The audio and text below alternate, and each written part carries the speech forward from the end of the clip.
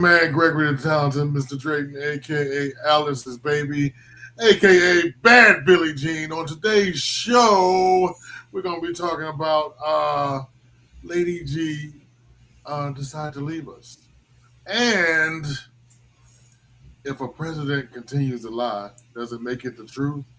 This week, and much, much more on the season finale of your mama's favorite show, the Saturday Sit Down. Let's get it in. On us every weekend, oh, the vibe's so fine. Saturday, sit down with Mr. Drayton. Shine! You are now locked in to the Saturday Sit Down with the talented Mr. Drayton. Your favorite place for the best conversations. We're talking news, politics, entertainment, and possibly the ever so rare nipple slip. You are now locked in with the talented Mr. Drayton, and this is the Saturday Sit Down. Sweet! Good morning, good afternoon, happy Hanukkah. Oh shit, wrong month. It is here in the city, and guess what? After today, we're going to take a teeny weeny, teeny tiny break. But before we do, we got one more show to bring. Well, I would just inform Randy, and I won't be taking a long break at all. So, as he sips Superman cup, as he forces me into a pre-adult labor, it is the worst. It is the worst. Welcome to Saturday Sit Down. Each and every Saturday, I bring you the news my way. I try to keep as current as humanly possible, but dealing with Beyonce's internet, there may be some breaking news as I speak, and I cannot do this by myself. I have to bring my merry band of news nerds. Talk it, we chop it up, we do this and we do that. I'd like to welcome my YouTube viewers, my ex-viewers, Facebook, hello. I represent the culture today. Kadisha, Regine, Matt. Guess what show they came from? That's right. The rip-off. Friends ripped them off. Living Single was the original. I just want to know that. Most of my favorite segments are coming over the day in the black news. All kinds of black shit. But before we get started, I'd like to introduce you to America's favorite Afro himself, the very inventor of the network that you are watching, Mel Media Bond, Malcolm Travers, and the red shirt down there looking like a beauty. Hey, sir. Hello. Good afternoon. I keep saying good morning because for years I did this show on an early Saturday morning. So my brain is automatically, it's going to say morning because I've been up since the crack of ass. Here I am. Malcolm, you can also catch, we love podcasting, so we do it all the time. Yeah. Malcolm with new episodes, even when we're on hiatus. Yes. And the Bearcast presented by M3. And if you join Patreon right here, you will be privy to early episodes of said podcast. So it's a fantastic, beautiful thing. Malcolm, how are you today? And listen, if you can't get enough of Malcolm, he is part of the Mailbag Mondays with me, myself, and him. 4 p.m. on Mondays. We are in talks to do something else on Monday because I'll be talking to this gentleman with the beautiful locks up there in one moment. Monday night date. Yeah. Malcolm, you have a very busy Monday. Yeah, I do. But I change clothes. I want y'all to know. I'm not a dirt gobble. I do. I don't know what that means. A dirt gobble? You don't know what that means? No. I don't have that. Oh, that mercy. You the moment ever call you played in the dirt, call you a dirt gobble? Malcolm, No. How are you? I'm good. Trying to keep cool. It's been a interesting week. Struggling, but getting through it. You gave me a new fat recipe for me to Yes. But it's invention that comes from hiding protein to get your mom to drink more protein. I found another way today. I love it. We'll talk about it. So chai lattes with vanilla milk protein. I'm like that. I put that shit on everything. I'm like, Yeah. Tony Sastry. That's what I do. Yeah, chai lattes. Good high protein in there. Sounds very delicious. Now, I'm paying $20,000 this guy. You may know this face and this guy. Now, his mama named him Randy, but I call him Randy Lorian. I call him all kind of things. But on Mondays at 7, I call him my co-host. And today at 1 p.m. at the Saturday Sit Down, I refer to him as the big homie from PA. 2 up, 2 down. What's up, homie? What's good? Hola, ¿cómo estás? Happy to be here. Yeah. It was a busy week in news. It's going to be interesting to keep up. I know you'll do your best to curate it and help us keep us from being sad. I'm glad somebody knows my hard work. Malcolm and I, for the first time in years, Malcolm stops me and says, it's too many. It's too many, Drayton. Stop your shit. That's what I was told in the middle of me carrying. Hey, buddy, you're doing the most. How are you? Back that shit up, sir. Back that shit up, sir. Say that. Back it up like Juvenile. Maybe not like Juvenile. Maybe not like Juvenile. But if you want more music topics and things like that, again, catch us on Mondays at 7 p.m. for M3 Presents. Randy. Big stage with the talented Mr. Drayton and It's-a-me, It's a me, Randy. I don't know if you like me doing that. I never say pizza, but whatever. Now, in our effort, make sure you catch Randy doing the Mail Media Mind Music Minutes. Correct. As I will continue with the news minutes. Just snippets of important things to get your week going, just in case somebody flies off the handle. This week in news has been, speaking of flying off the handle, it seems like it's been months. But personal recap, we lost a senator. We lost 2 senators. We can't find the other one, though. Our president gets up and rehashes things from 6 years ago, and people are like, what? There's shit tons of shit out there. But I want one question before I start the Black News Monitor. Where the fuck are those Epstein files? Where? All right, everybody, shut up. It's KK Caroline's time to talk. Now, do you all know why I gathered you here for this super sneaky meeting in the Situation Room? To address the Epstein files. That's right, Pam. But more importantly, because President Trump is a child predator. Bingo. And also for Trump, trafficking minor women. Period. He was Epstein's best friend. That's true. That's true. I think we all agree that President Trump was that person. Yes, Susie, we can all agree he is that person. Now, what are we going to do about it? Stephen? There's nothing to stop the truth from coming out. The cataclysmic event about to happen. God damn it, you're right. This is really bad. Are you sure that the Epstein files are full of evidence against Trump? Like even the nipple stuff? He's connected to Epstein. If you look at those emails, we immediately redacted it. And yet, here we are, so. Okay, Susie, we're not going to play the blame game. But also, Pam, you really did fuck up with those redactions. Okay, people, what are we going to do? This is not a problem that gets fixed overnight. And it's one of the things that I think that makes Donald Trump special in this case is he embraces his brand. He understands what it is. Okay, so you're saying that Trump should just embrace his brand as a pedo and just go with it. Don't do that. I would not have done it that way. I agree with Blanche and Patel on this one. We can't do that. I think the only course of action we can take here is a full Epstein cover-up. What do you guys say? I am here to help. okay? Certainly. Up and down. We're not going after child predators. Whatever. Okay, it's settled and unanimous. A total and complete cover-up. We've been doing that for the past year, and we'll continue to do it going forward. I concur. So I have a question. As press secretary, what can I do to help with this cover-up? Public opinion matters, and, your job is to change public opinion. You're right. Change public opinion. So I just have to continue lying all the time? I can definitely do that. President Trump will overcome. The Department of Justice is committed. And every FBI and DEA agent is focused on it. I have to defend the president on this. It's totally worth it. One of my main priorities at the FBI. Thank you. Okay, great. Okay, well, I guess sneaky Situation Room meeting adjourned. And even more to come. Bring it on. Let's not forget, we're going through a war, our gas prices, high food. Listen, dangerous fucking lettuce. You know what I mean? Yeah. That also happened this week, motherfuckers. You know what I mean?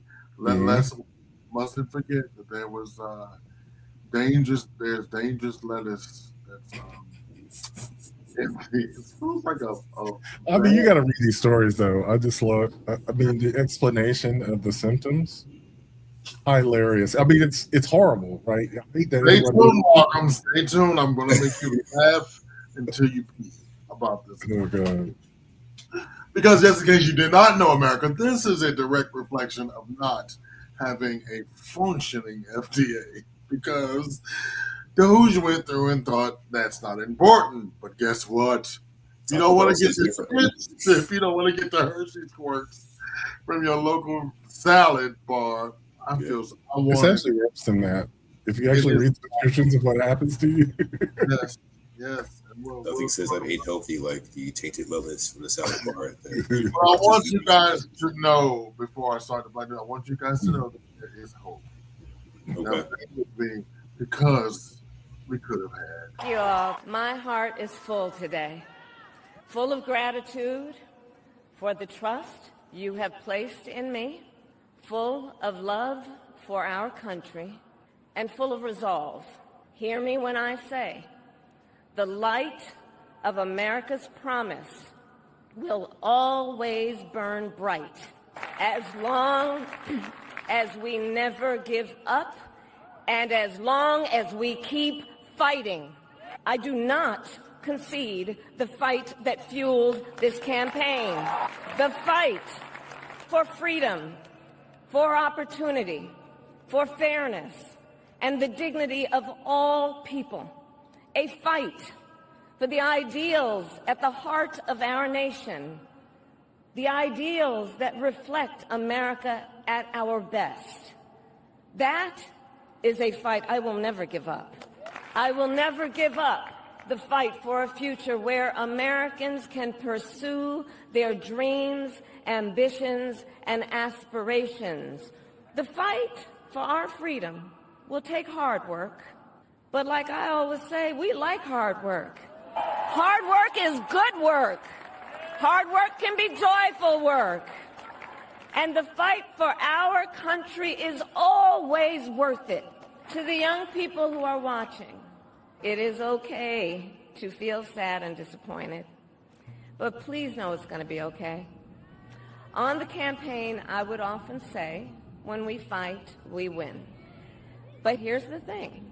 Sometimes the fight takes a while. That doesn't mean we won't win. The important thing is don't ever give up. Don't ever stop trying to make the world a better place. You have power, and don't you ever listen when anyone tells you something is impossible because it has never been done before. You have the capacity to do extraordinary good in the world. Only when it is dark enough can you see the stars.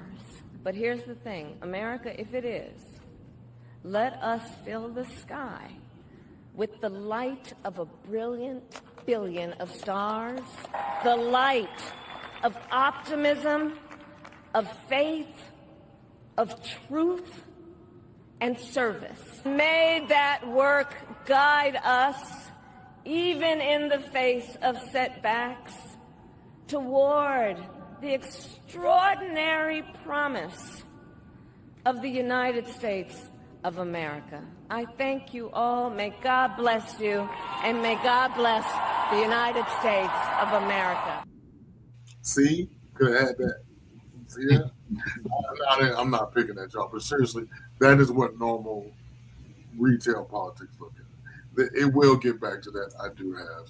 Right. That's what you should have just done, was conceded in 2020 if he was doing the speech. Yeah, but we'll talk about that in a few minutes too. Now let's hop on this soul train and get some of this black ass news. Pull out the chitlins in your forks. And let's get it. Holla, my favorite thing. T'Challa presents the Black News. This is Black News.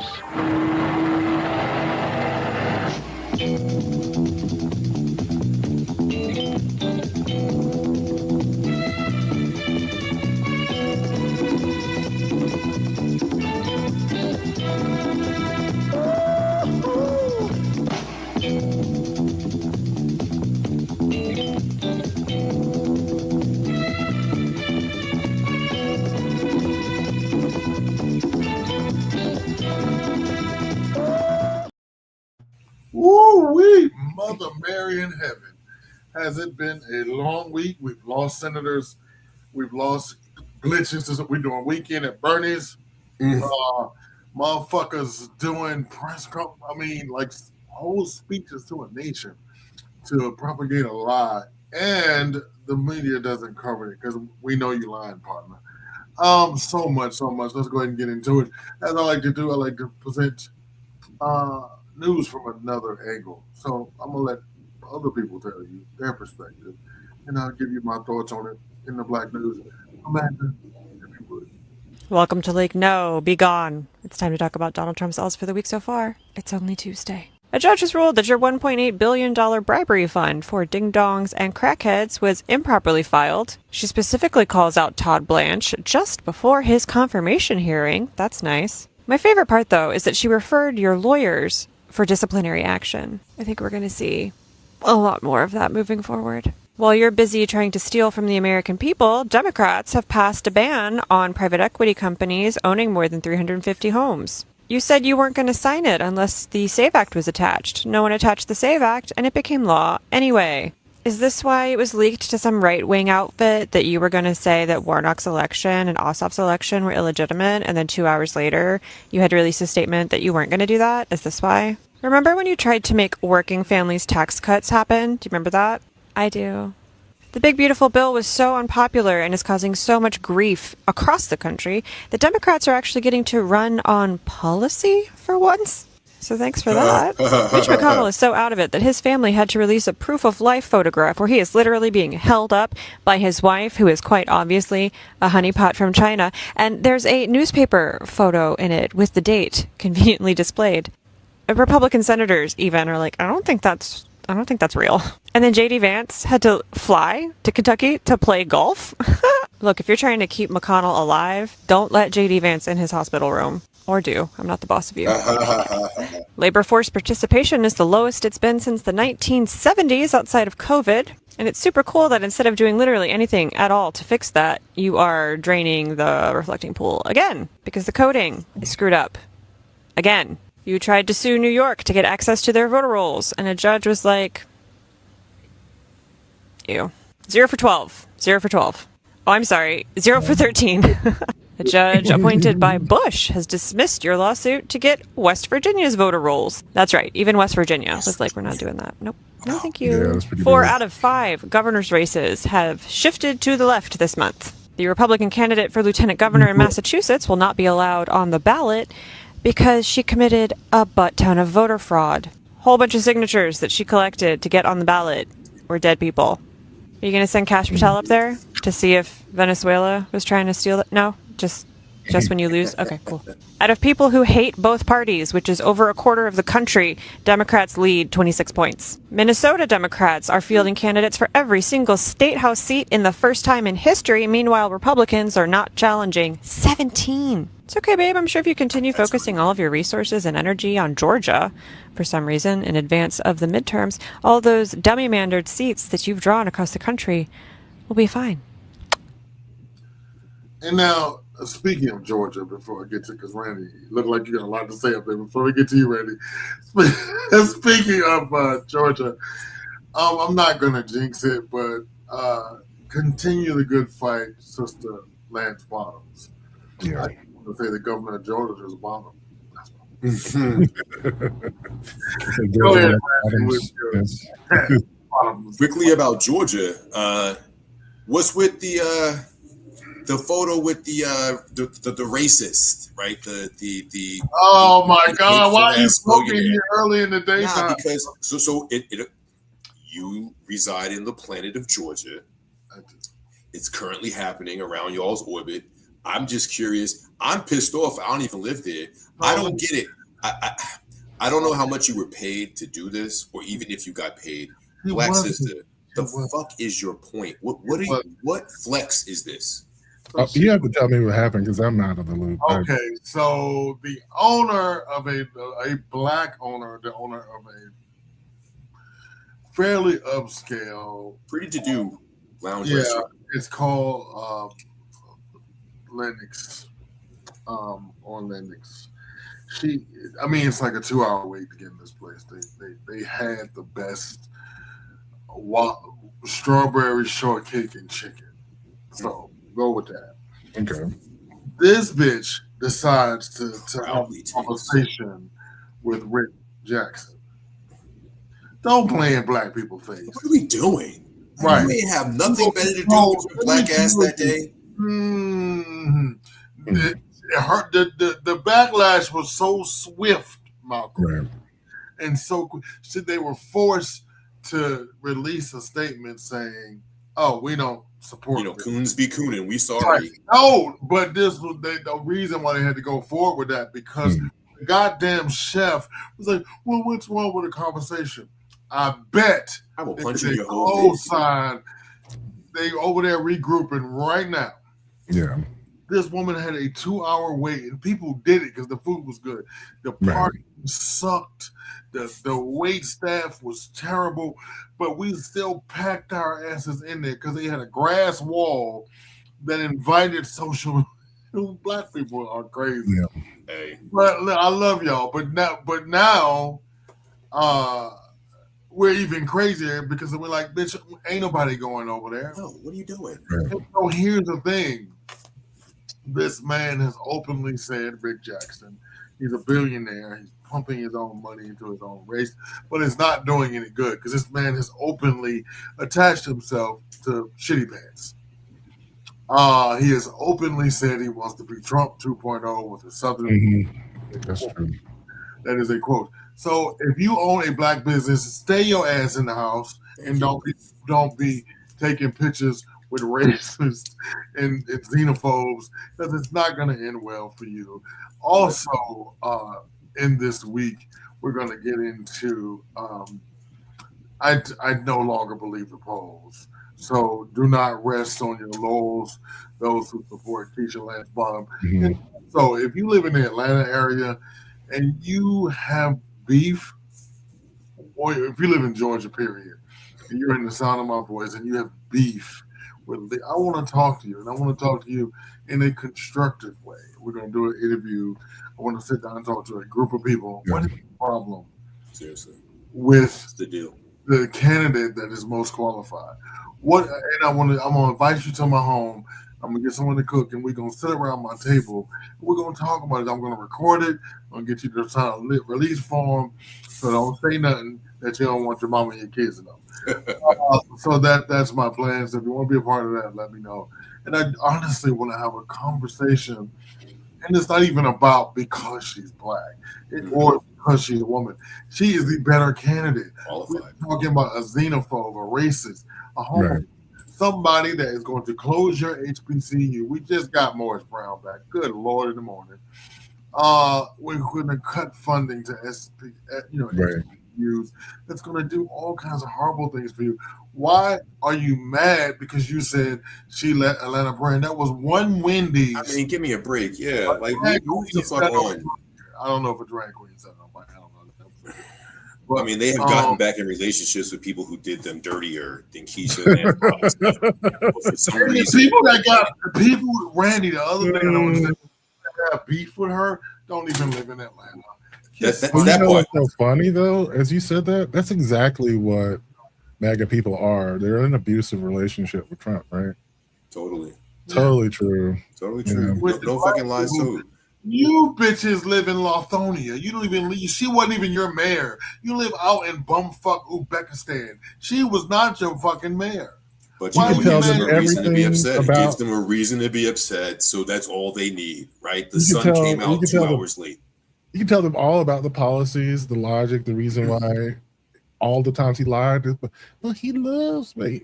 Well, at this point, I'm not trying to reach those people, Malcolm. I'm trying to reach the black people that have problems with Harris. That's why I showed that clip at the top of the air. He hates the people. That woman. He wanted somebody with policies. She gave you 32 of them, but it still wasn't enough. You know what? The bullshit does not end. Here we go. Call me thief of staff. It's time to talk about Donald Trump's L's for the week. Nobody cared about your whiny loser bitch boy speech. The major news networks didn't even interrupt their regularly scheduled programming to air it. This is a speech in which you said that the Democrats are so good at cheating that you couldn't find any evidence of them cheating because they're so good at cheating. My favorite thing to come out of this speech is your own election denier staff making statements to the press afterwards saying the intelligence community has zero evidence that a foreign power changed any votes and having to be shuffled off screen by other staffers. The documents you release that say support your argument don't say anything that you said, but they do say that Russia tried to get you elected over Biden. So thanks for that. The documents also show that those fake voters that you identified are actually just dead people who hadn't been removed from the voter rolls yet. You notice anything about these states where you claim all these fake voters are? I do. Anyway, the Postal Service has confirmed that they will not be enforcing your dumb executive order about mail-in ballots. You're now over 14 in voter roll lawsuits. Virginia, we're not giving you that. I will remind you that most of the judges in these cases who are like, ew, are Republicans appointed by you or Bush. Companies have gotten their $71 billion in tariff refunds, but is the consumer seeing any of that? No, because companies are now having to use it to offset inflation caused by your dumb war. Unemployment is consistently rising for young people, both with and without college degrees. No amount of listening to Joe Rogan's going to get those folks back for you. Sorry. The Arkansas State House passed a bunch of laws limiting the citizens' ability to pass ballot initiatives, and a judge was like, ew. No. Anyway, your state houses are super important. Thanks. If you go to tinyurl.com/y'allvotethesouth, you can give to Arkansas candidates working to flip the state house in that state. The Secret Service thinks that J.D. Vance is a giant chud. He keeps making them use helicopters to fly his kid to golf lessons. Golf. This is a social climber who will never, ever outrun the fact that his mama sold him for a perk. Everybody likes China more than us. Ooh. Yeah. This guy. Not you. We're going to flip a bunch of state houses. We're going to do that because you're the worst. That's just, thanks. House Democrats have raised more money in competitive seats than some Senate Republicans. Senate. Those races are so expensive. More Georgians identify as Democrats than Republicans for the first time ever in Fox News polling history. Democrat Faye Thomas, hi Faye, flipped a mayor's seat in South Carolina in a county that Trump won by 3 points. Oh, and what's this? Your social climber is out here completely undermining your claims about what's going to happen after the midterms? Could it be he has absolutely no loyalty to you as a person? Huh. Oh, and the Wisconsin Election Commission has referred Elon Musk for criminal charges to the DA for election interference. Cool. It's okay, babe. I'm sure major news networks deciding not to cover an address from the president is a sign of super strength on your part. Just super strong. We can do this, America. Keep pushing. Yeah, that's true. Oh man, this is gonna be awesome.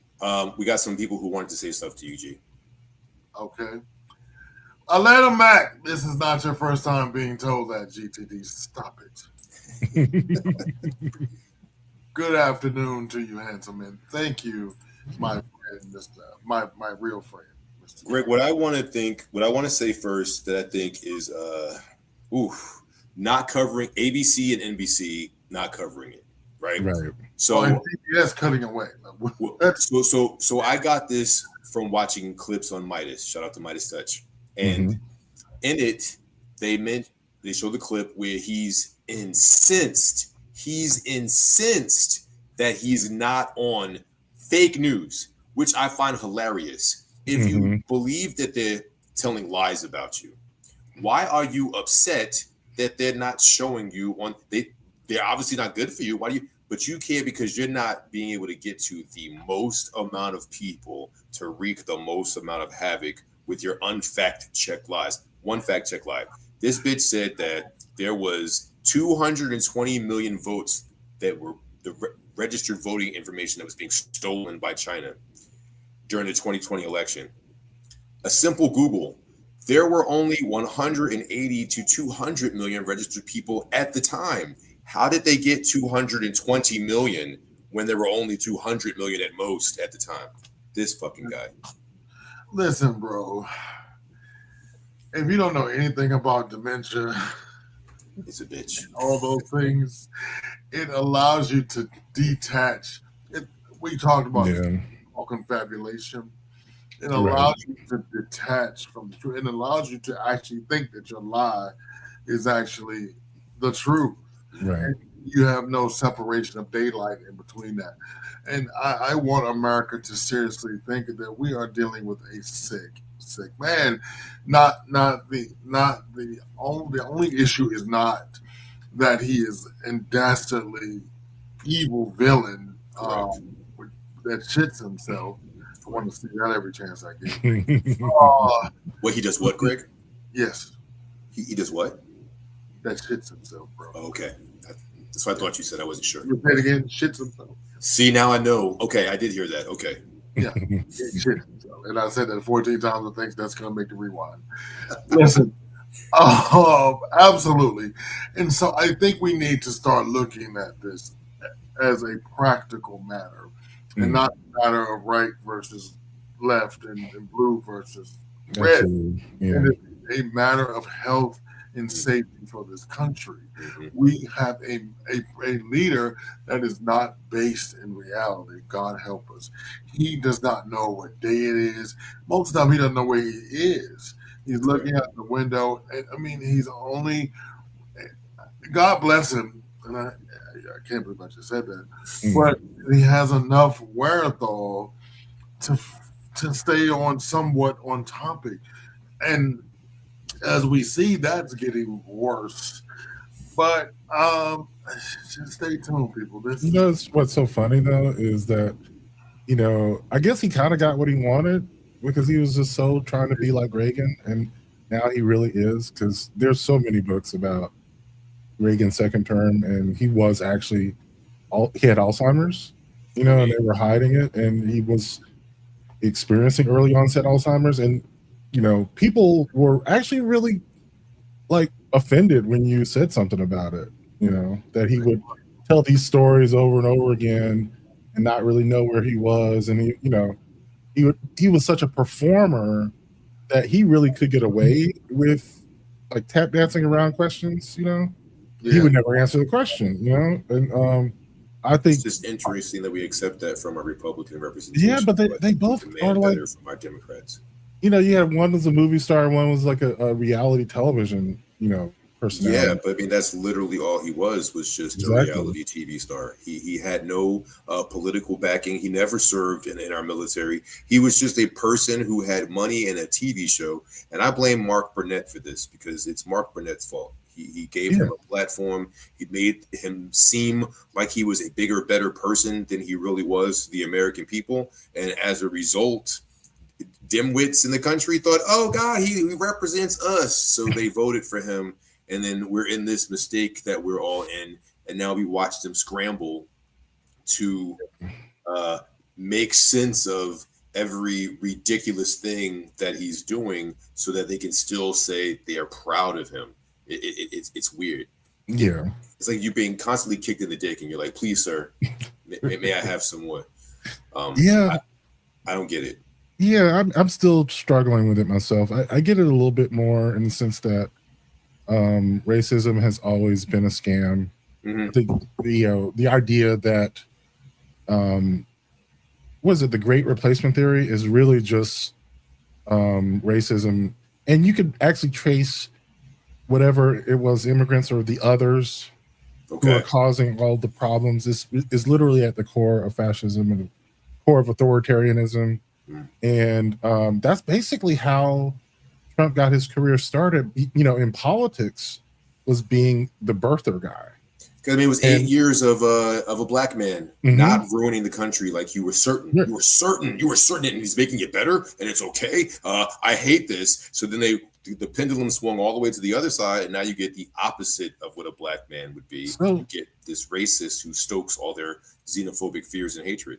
Yeah. So one of the things is Donald Trump is a con man, has always been. He's that used car salesman. In fact, he's somewhat of a cliche of the New York real estate guy, because real estate in New York is enormously regulated, and so it requires corruption for you to be successful at it, in a sense. Yeah. And so, you had to have some connections to the city council to get around certain rule. This is the downside of liberalism, is that there are a lot of rules that you have to get around if you want to make money.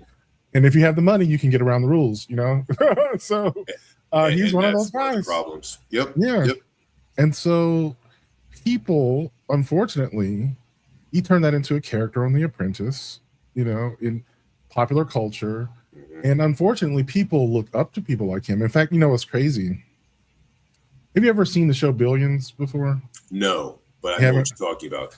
Okay, so here's the funny thing. My brother was the producer for the show. Oh, okay. So And he's responsible. He's kind of responsible. At the time, it was supposed to, Axe, the main character, was a Trump-like character who was being prosecuted by the state's attorney general in New York. Mm-hmm. And the truth is, it worked because people really did see him as like, fuck the system, guy or whatever. He was clearly a villain, though. If you watch the show, it is more of a Breaking Bad type situation. You know he's a bad guy, but you don't like the politicians either, right? You didn't like the guy. I can't remember. He's a great actor, though, who played the attorney general who was interested in becoming governor. Okay. And he thought like this prosecution would be like the feather in his cap, Okay. So he was also corrupt. He was like old money or whatever. It was just saying the idea that there's corruption, money itself is corrupt, right? People say that all the time. Like it is just. So I don't disagree with you, Malcolm, but I said this just the other day because someone said, power corrupts absolutely, right? Yeah. Here's what I think. I think power just shows who you really were. Yeah, we keep each other. That's the point.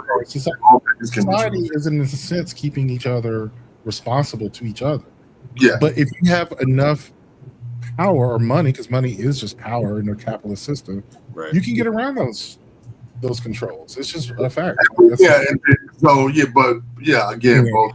be true at either time. So, but speaking of that, here we go. Sorry about that. My internet just went kaboofy. So we held it together for you.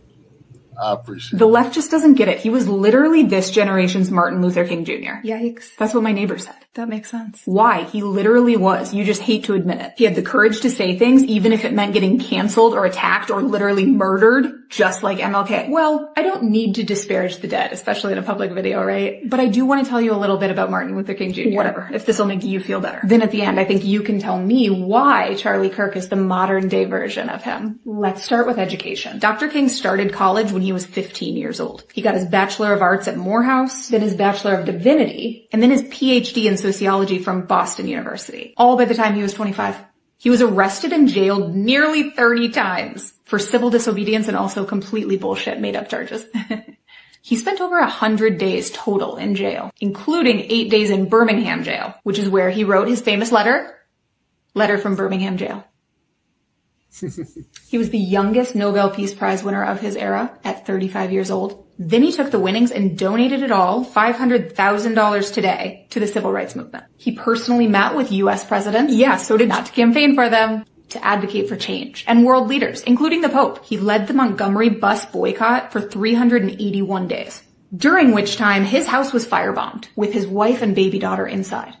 Pretty crazy. And when an angry group gathered outside of his house, he convinced them not to retaliate. He drew 250,000 people to the March on Washington, which is where he delivered his I Have a Dream speech, pushing the Voting Rights Act of 1964 forward. By 1965, he was receiving an average of 40 death threats every day. His family said they lived with the phone ringing at all hours of the night. His activism is tied to two of the most transformative laws in U.S. history. His nonviolent approach influenced activists worldwide. He opposed the Vietnam War way before it was popular to do so, knowing it would lose him a lot of political influence. And of course, like Charlie, he was then assassinated. So, do you understand why it might be offensive to people when you compare his legacy to that of a 31-year-old man who traveled the country debating college kids?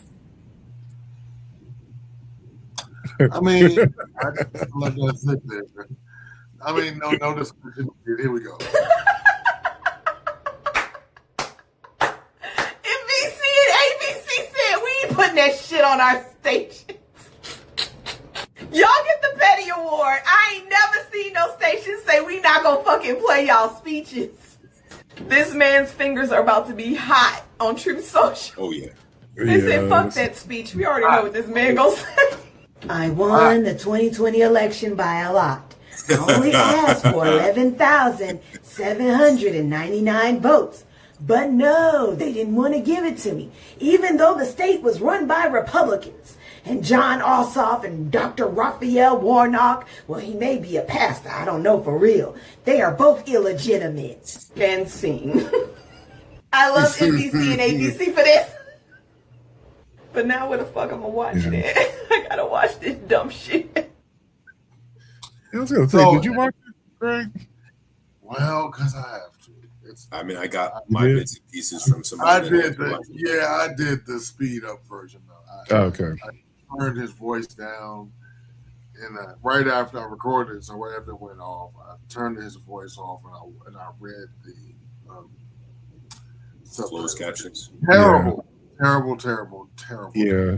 Private Equity just got told to put the Zillow app down and back away from the cul-de-sac. Senator Raphael Warnock, or as I like to call him when the policy starts policying, Reverend, got a housing provision turned into federal law. It bans corporate investors that own over 350 single-family homes from buying more. If they try it anyway, the fine is either $1 million or 3 times the purchase price. Translation: you cannot show up at closing with a duffel bag of cash and a villain laugh anymore. Now let's make this make sense. The median new house sold in America was about $403,000 in Q1 2026. First-time buyers are now a record low share of the market, and the median first-time buyer is 40. 40. That is not a starter home. That is a midlife crisis with escrow. And for Black Americans, this hits even harder. Black home ownership was around 44% in early 2026. That is not just a number. That is generational wealth delayed, neighborhood stability delayed, the ability to pass something down delayed. So when a corporation that already owns hundreds or thousands of homes comes into your city with cash, algorithms, lawyers, and the emotional warmth of a parking meter, families are not competing in a fair market. They are competing against a spreadsheet with teeth. And this is why voting matters. Because while some folks give speeches about family values, Reverend Warnock put a rule on the books that says families should not have to outbid Wall Street just to get a porch. Meanwhile, some conservatives act like protecting private equity is protecting freedom. Baby, freedom is not BlackRock playing Monopoly with real roofs while your cousin is still in the guest room calling it a transitional season. This law is not the whole solution. We still need more housing, fair lending, appraisal reform, renter protections, and first-time buyer help. But this is a real win. It says the American dream should not be bulk purchased and rented back to us with a convenience fee. So shout out to Reverend Warnock. He did not just preach about the crisis, he put a speed bump in front of the money machine. If you're feeling this, like, share, and subscribe. And if you want to support the work, Cash App, Marcus Farrell 20. Do you think corporations should be allowed to own whole neighborhoods, or should homes be for people first?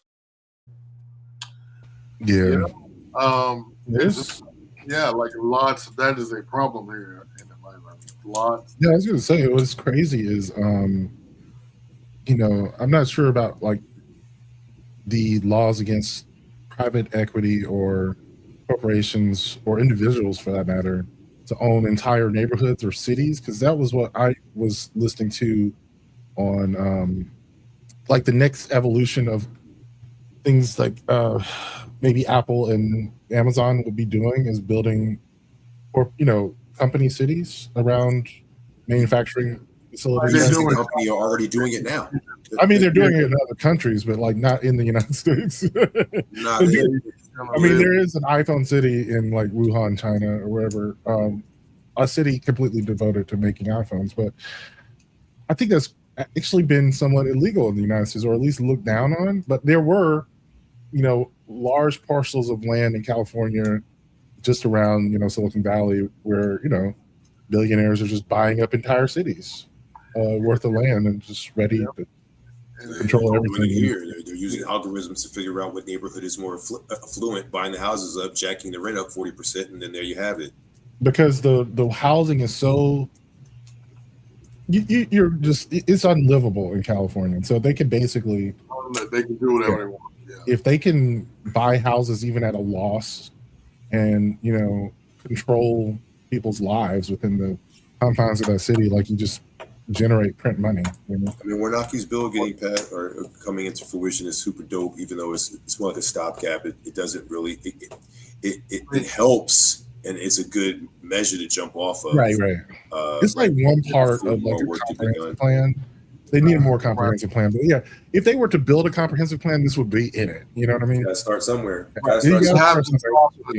but we have to find a way to stop the locomotion, and this is a Right. great way to slow it down. Randy, before we get on to anything else, you want to read the comments that we have here? I do, brother. About to pull them up now for you. I appreciate it. Go ahead. Republican law. What's going on, Kenneth? Dr. Dancer's in the building. Our Republican lawmakers are using the American people's tax money. This is not making America great again. It's making America poor. Amen to Dr. Dancer. Thank you, sir. Greg, what does 47 do in his pants again? Shit. His pants. You just want me to say that over and over again. If you ask me that Monday night, I'm going to click my screen off. I'm just kidding. I'm just kidding. Now that one made me laugh. That's why I made you say it again. Democrats, we can do this. We can take over. We can. Yeah. Do not let people convince you that your vote does not matter, because it does. Right. And they can be trying to talk you out of voting if it didn't. That's what is the telltale sign that your shit is gold. Okay. Not only this is something I would say to people who grow apathetic and say like they're all liars, they're all apathy isn't cool. It's a cop out. I'm sorry. Like we get that people are less evil. Like we know that these people are not the ideal that we want, and we still come out and vote for them. Your apathy is a fucking cop out. Everybody has skin in the game. When you think that you don't, that's what the problem is. And so I got raptured before. So Trump is not astute enough to know when he makes speeches like that, and he opens wounds of the 2020. All that says to his base is we're not going to vote in the upcoming election. So you're making a bad situation worse. You're making a tidal wave, a tsunami. So I don't give a fuck. Let it do what it does. But thank you. Okay. He never stays on topic. Hats, things, and rambling. Yes, he is quite an idiot, and that's from a man from a foreign country. Yikes. Thank you. Thank you. It's a good that the networks didn't broadcast that lying speech. And it's funny, I was going to say about that too. Thank you, Doctor, for bringing that back up. That Fox cut away from it. CBS, at least knows his homeboys. So Greg, CBS did a weird thing. They had Senator Warner on the show, and so he made a point of saying, you shined a light on this. You gave him a pulpit to spew his lies, and I can't understand how you would do that. That's why the other networks didn't do it. And the CBS guy interrupts him. Well, that's why we have you here, so we can get your take of it. That's a disingenuous take because you totally got what he was saying. Listen, brother. I'm gonna tell CBS is a lost cause. CBS has lost 46% in the coveted demographic of 23 to 54-year-olds in the last year. 46% and 24% in this quarter alone. No one's putting up with their bullshit. And then when you have stuff like this, Greg, where you are presented with, why would you do this? And then you say, oh, we did it so that we could get your point of view. You don't need the other point of view. This is complete lies. Right. So now they're trying to make you feel better about firing a news director. Yeah, I was going to say, these sorts of lies have like earned people millions, billions in restitution for damages to their business, like the Dominion voting systems people. They got billions in settlements from them reporting these lies. Like alone, 786 million. That's what's so crazy is like if you could sue, like he would be liable. They've already said like this shit is demonstrably untrue, and it is actually harmful to the democratic system. Like it's horrible. We just discussed last week how Mike, the My Pillow guy, lost 300 and counting $1 million fucking around with Trump. And so you just got to pay attention, right? It's literally months ahead of a clear bloodbath as far as the Republicans are concerned. So we got to get ahead of this loss so fast that we could do something to try and stop it from getting possibly weird. So you got to start. this news conference, why he's so pissed off that it didn't go to everyone, is because you need everyone besides your shit base to believe a lie. Or now, months ahead. That is a good point. Or you normalize talking about it. So if it sounds fucked up, you've heard it before, so you're not going to blow a whistle. But let me tell you something about a motherfucker that can't afford gas to go to work. Let me tell you about someone who cannot afford to feed their children. They get desperate for someone to blame. And I'm going to tell you how Mrs. Harris lost the election was we were a little tone deaf, just a little bit, to Middle America. We didn't realize how bad they had it. We did not. We did not know. We did not know the trickle-down economics from the first poopy pants situation. They were still suffering from. So everybody, and we were still in a little bit of economic downturn, and they were looking for someone to blame. Right. Okay. Yeah, it's just like wages hadn't come up with inflation. Correct. And of course, the inflation was just due to COVID and the supply chain. And it doesn't matter. They thought the bankrupter would be the salvation for the economy. Yeah. Right. So what in the great hell do they think is going to happen now, Randy? Go ahead. I was about to make my point. Go ahead. So, hey, y'all. Hey, Mr. Ken. Welcome to the program. If you're watching on any of the outlets, X, YouTube, Facebook, thank you for tuning in. This is the Black News. We try to They're out of money. They're out of money, and they need more money for this war. You're out of money, and you need more money for the war. The dude who bankrupted the casino is now bankrupting the country for his war. And people thought that this guy was the one that was going to economically balance the budget, fix the country's economy, and then send us on to this prosperous America great again. The bankrupter of casinos. No, he really is. He actually is getting to the point. I think they said this year will be the first year where the interest on the debt that we have accumulated will be more than what we spend on anything else. I think outside of the military. I think maybe the military might be included in that. If it's not getting money to Israel, I don't know. No, but here's the deal. Like, it's so true though. Like, we could not afford this war, right? We already couldn't. And of course, like all the cuts that he made to whatever little 5-10% nickel and diming was like completely overblown by like one day of this engagement. It just completely blew that. Plus, they're paying back billions in tariffs, like that they've already collected. $1 billion in tariffs. There you go. And they haven't even finished, by the way. They haven't even finished paying back all the money that they owe back. They paid up about half of it. Right. And then on top of that, we fucked up our trading relationships to the north and the south. We need Mexico. We need Canada. And we no longer can depend on them. I'd like to thank you each and every week for joining us for here at the Black News. Well, the black in the news, the black in the news, the sweeter the views. That's what I say.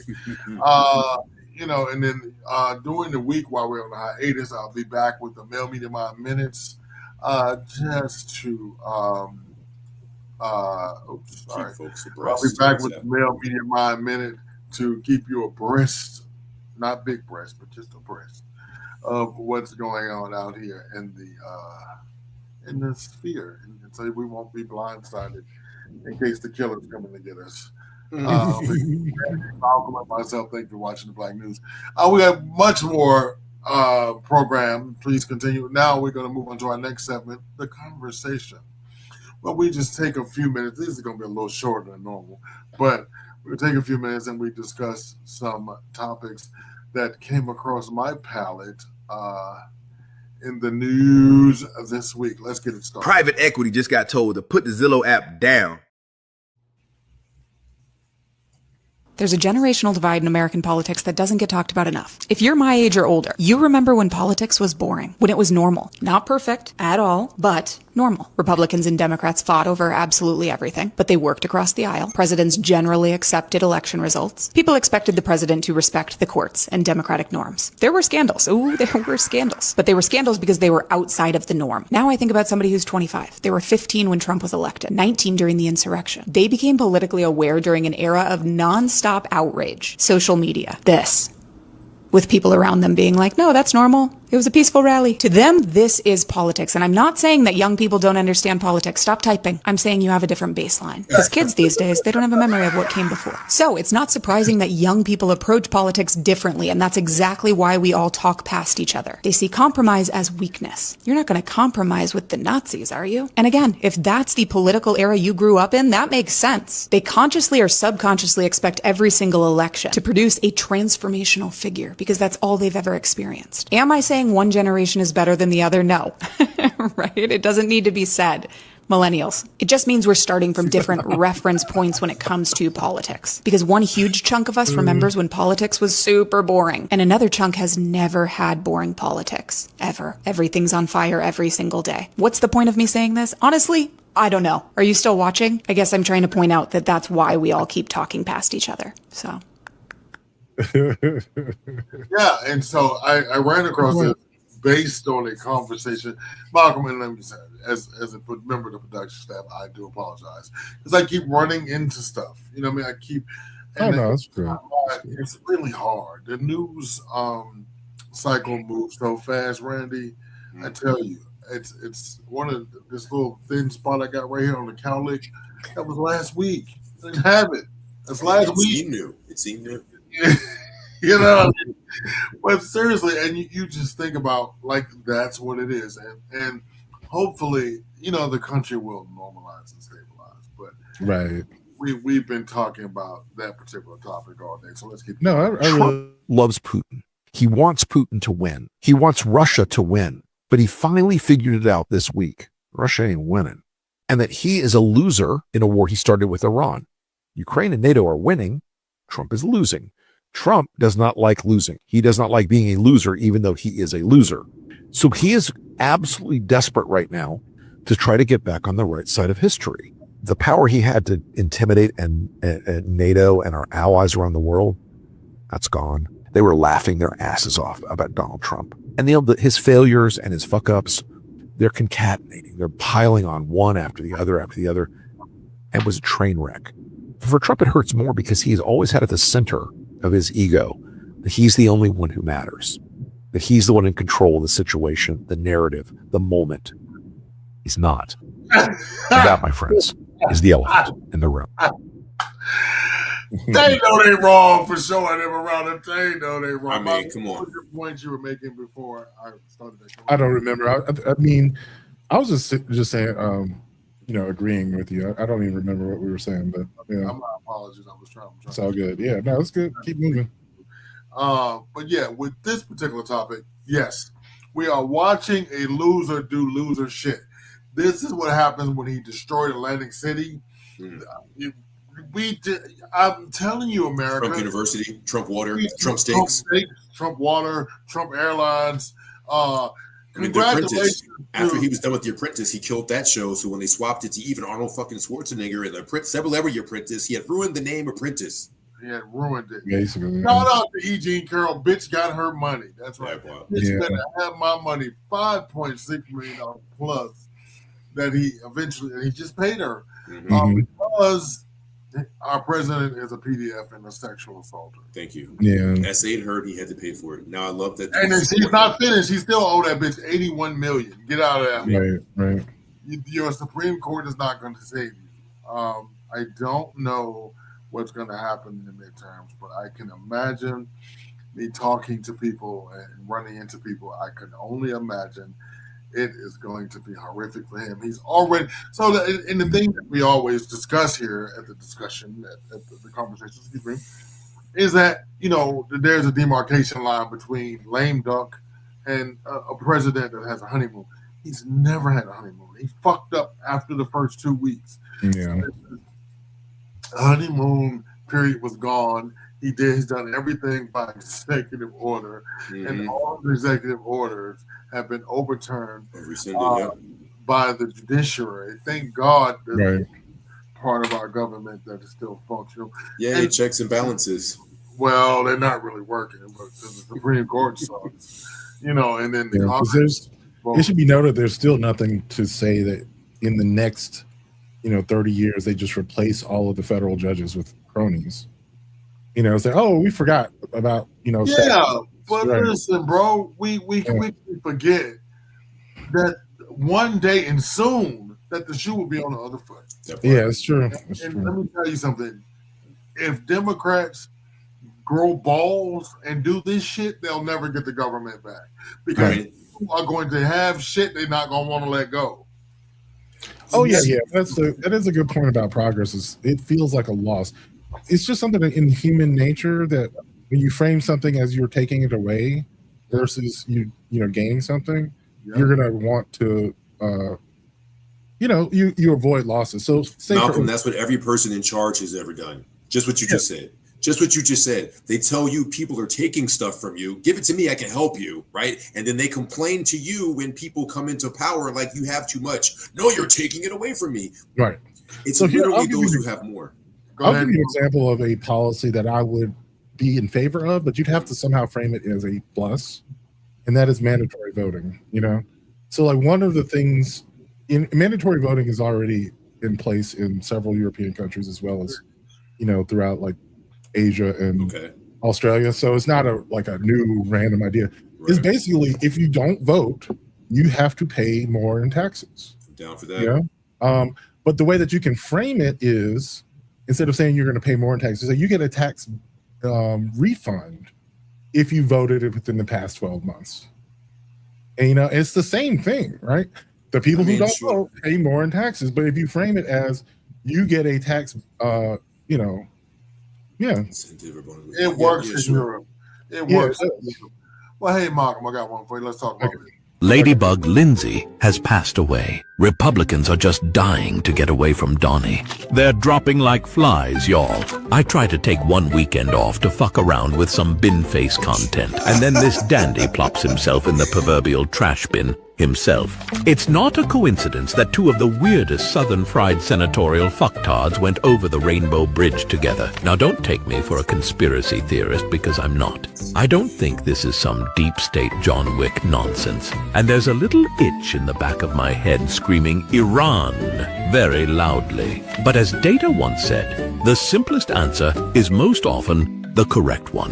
And these old fucks have been put through their paces by a mentally ill control freak for years. The fatty narcissist has been on a fucking tirade for months, and their old, barely functioning black hearts couldn't take it.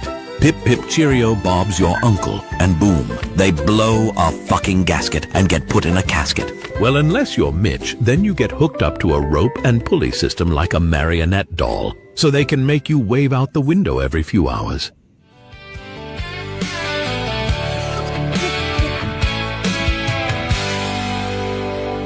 Sunrise creeping low, dew on the tall grass, wind starts to blow, shadows they pass. Oh, little ladybug wings are red, time to leave this garden bed. The sky is open wide and free, fly away from here with me. Oh God! I will not. Oh God! I love it. I just needed a new. Oh God! A ladybug on a turtle on a rainbow. Um, I'm out. I'm done. It's time for Malcolm to look at me like Fox Mulder. Oh God! Last week we talked about this, Greg, when you were like, who would have called the paramedics for Lindsey Graham, as he is a known bachelor who lives alone. And then I said, it's the twink that was with him, right? Here comes the Fox Muldering. The only reason we know that Lindsey Graham died was because a person, in my opinion, who was not part of the regime panicked when he died and didn't know what to do. So they called 911. Because no one should know. No one should know I'm with you. No one should know. Totally agree. So then the reason they didn't Mitch McConnell him is because the wife, Mitch McConnell's wife, knows to call the proper authorities. She called the right people. They told her what to do. And then she was spirited away on a plane someplace. I always said it so she couldn't be around to pull the plug. It could be some other reason. I don't know, but that's what it feels like. Follow me around this one last thing. So as soon as Lindsey Graham dies, and they can't hide that from us, out comes Mitch McConnell in a photo that shows us that he's fine in the ICU after almost a month of being resuscitated, and he's in jeans and a flannel shirt because that's ICU apparel, I guess. He doesn't have a oxygen mask on. His wife's not even wearing a mask to protect her husband, who was resuscitated in the ICU after 26 days. He's 84. Right. Okay, so that's cool. Here's the last thing I'm going to say. The photo was run through 5 AI aggregates, 5 different ones. Each of them said the same thing, which I think is weird. But they all said the photo was 86% authentic. Not 100, 86%. What's the other 14%? I think the other 14% is putting him in a hospital bed and adding that newspaper, because this is a photo from the past. That's why it was 86% real. That's why him and his wife look like they got like the best Back to the Future facelift that you could get whilst almost dying. They both look younger in a photo that was only 14% digitally enhanced. Why did you enhance a photo of proof of life, but you only enhanced 14%? It's weird. I actually think there's some good theorizing, because if they had a plan in place, like you said, and if his wife was able to execute his plan, because that's kind of the point of these types of marriages. Most of them are just, like, it's a I will marriage. do what you ask. Yeah, it's like, I'll do what you ask if you do what I ask. So she's there to manage him, kind of like a manager or whatever, and to carry out his wishes. And so part of that might have been to whisk her away, so in case he did die, she was not there. I agree with that. And the point is, they would have some sort of proof of life photo if they knew that they were going to hide. I personally don't think that he's dead. I just think that he's incapacitated. Photo. Right. Correct. Like, he's probably just a vegetable. Yeah, I think that's, technically, I think he is technically dead. I think he's technically alive, yeah. But there's, obviously a huge, wide range of in this mortal world versus ever going to get better again, Yeah. I think we're saying the same thing. I think he's on some proverbial machine. Right. I agree. It's just weird that you would need to alter a proof of life photo. It's weird. And it's very weird. Yeah. And thank you for that, Randy, because that you went down the rabbit hole, brother. And Yeah. It could have just chosen not to add the newspaper, right? And had it a 100% authentic photo, but they just had to like push it a little bit. Because he's not able to be in a photo, brother Malcolm. And how are you in the ICU without an oxygen, with no oxygen on? You're in the ICU. Let me tell y'all both something. When we get to this point, you know what happens now? You're right, Greg. You're Look right. around and you find out, ladies and gentlemen, that there is a whole segment on this show, the Saturday Sit Down, where we explore bunches of fucking around and find out. Now, this is the good part we all get to. We all get triggered by the news and the conversation. But now we start to get ease off the gas a little bit. Now, while everybody's talking about this picture of Mitch McConnell that came out today and whether or not it's AI generated, I want to turn our attention to this cunt. Yeah, the one with the Republican makeup, the pick Misha, the sellout, the token Asian, the Oxford study graduate, the one that is trying to get the Employee of the Month medal for the White Validation Institute. Yeah, the one that married a man that literally looks like a turtle and decided to put her filthy, disgusting mouth over his uncircumcised penis just to climb the financial and political ranks in America. Oh. Yeah, that cunt. Now, Elaine Chao was not born in the United States of America. She was indeed born in Taiwan. But here's an interesting thing about being Taiwanese, coming from a Taiwanese, that many people, unless you're from Taiwan, would not know. You see, Elaine Chao's parents are Waisenlin to Taiwan. What does Waisenlin mean? They're outsiders. Now, here's a little bit of history. Beijing was not always the capital of China. Nanjing, for a little blip of time, was the capital of China. And they were actually working towards a constitutional democracy. But Japan, being the freaking assholes that they are, had to foil that plan and bomb the shit out of the capital, which caused one of the greatest massacres ever recorded in history, called the Nanjing Massacre, which is the raping of Nanjing, where hundreds of thousands of people died. And after the fall of Kuomintang, a bunch of Chinese people went on boats and fled to Taiwan so they could flee communist China because they knew that the democracy that they wanted was not going to happen. And this heifer had the audacity to move to New York City.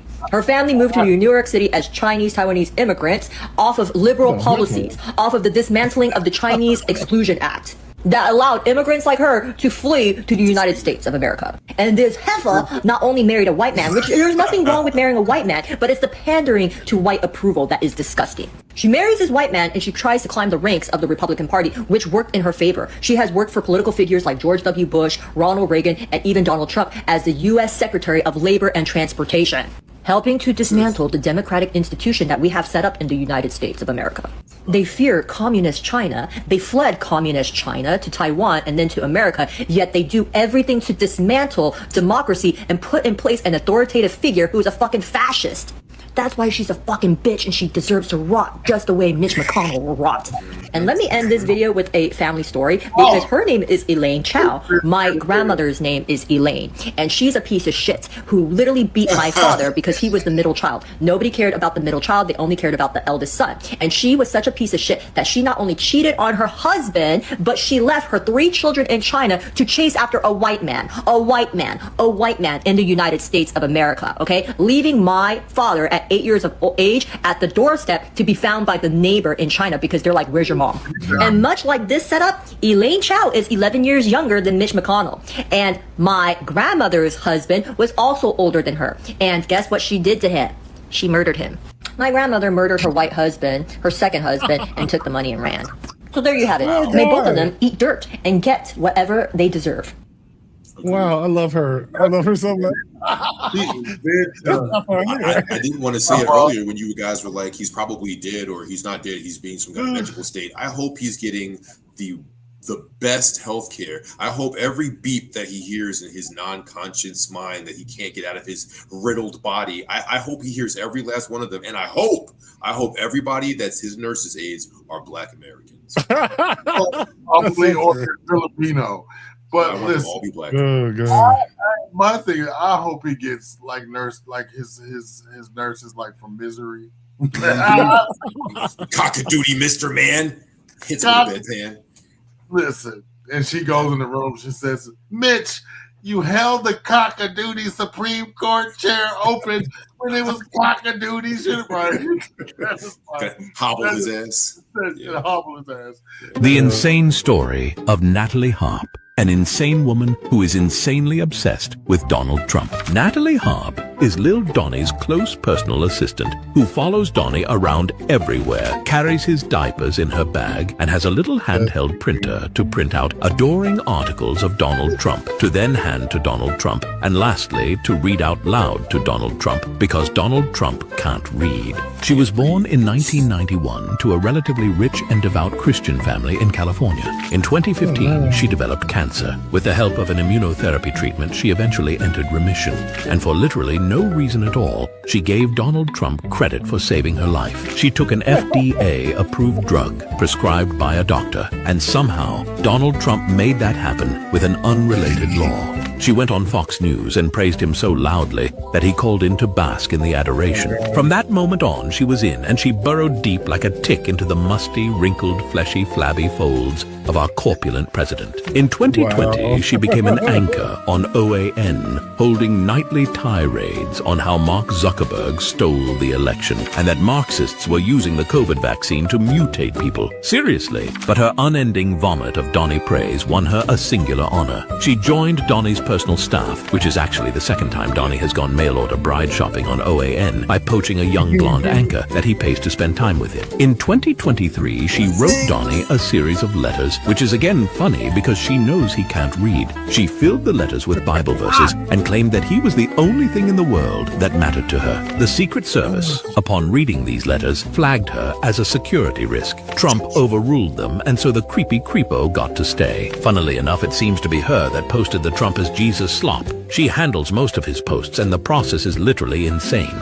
She goes on her laptop and takes screenshots of posts she thinks he should like or repost. Then she takes out her tiny printer, plugs in the USB, and prints them one by one. Hundreds of them. Then takes them to him wherever he is, and he takes a Sharpie and approves them one at a time. Then she goes back and manually matches up the ones he's selected and reposts them. She also had the Trump campaign buy her an entire new wardrobe, costing reportedly in the high tens of thousands, because she was going to be on TV sometimes. But the most important question in all of this, and maybe the most important question we can ask ourselves as Americans, is who would win in a fight with Laura Loomer? Oh, I forgot about Laura. Oh my god. Yikes. But you know what's so funny about that video is that I read the article about her in the Washington Post. All that shit is verifiably true. Oh yeah. Like it's not none of it was fake. It's all none real. of that is conjecture. This was all reported in the fucking paper. I only presented that way because it's Yeah. I know it's hilarious, but it's all true. It's not hilarious, Malcolm. It's ridiculous. It's ridiculous that this bitch has a whole ass wife, and his wife ain't saying shit about this weirdness. She don't want that motherfucker. But that's what I'm saying. That's what I'm saying. That's why the whole thing is fucking weird. You got like this trollop who just ingratiates herself into your husband's life. You say nothing. You want nothing to do with him. You want nothing to do with your husband, who's the president of the United States. He's a horrible human being. He's a horrible president. This is just more proof. Okay, and they still suck with the tit. We need to add the word trollop to our vocabulary. You over there talking sense, pushing. I know it sounds so good. Pushing your braids back and making logic happen. Sorry. Damn your logic, making. Don't you dare sit over this air making sense. Oh god, okay, you hush yourself. Sorry. Okay. But let me tell you, what they truly believe is this. Look, I am 100% pro-life. Pro protecting the children. Full stop. End of story. Except for all of the kids that are being killed in the war. No. But yeah. Wait. Oh, hang on. Also, except for the hungry kids, because I don't want my tax dollars going to feed children. Okay, that's it. Oh, shit. Okay. Also, except for like kids who keep dying in like school shootings, like 2A bitch. No, okay, no, I'm good. Oh fuck. Okay. Also, except for all the girls that were in the Epstein files, because I mean they're women now, and my president told me it's a hoax. So, okay, that's it. Yeah, no. Fuck. Okay. And except for that one baby that my husband's mistress was pregnant with. Like that was procedure. Okay, that's it. Pro-life. Full stop. That's pretty good. Pro-life. Except for my husband's mistress, right? That story was oddly specific. Right. So if you need it, we are running a series on how to spot a Trump supporter. Things MAGA people say when they don't want you to know they're MAGA. Part 3. Number 1, but Biden, Joe Biden is a retired cancer patient whose greatest crime is not going scorched earth on every single person involved in January 6th. Joe Biden is completely irrelevant to any political conversation you could have today. Number 2, both sides are bad. Both sides are bad because both sides are right-wing, and right-wing politics fucking suck. Plus, you're only saying both sides are bad to avoid responsibility for making the worst possible choice. Number 3, voting doesn't even matter. Anything to avoid responsibility. If voting didn't matter, they wouldn't work so hard to make voting more difficult for people. Number 4, I just love everybody. Everybody who looks like you and everybody who thinks like you. Other than that, you don't like people for what they are. I don't like you because of who you are. Number 5, if they use Grok at all, or if they call Twitter X.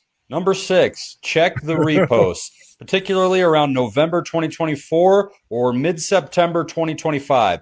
Big tells there. Number 7, silence. Any logical person sees the most corrupt administration in American history and has to say something.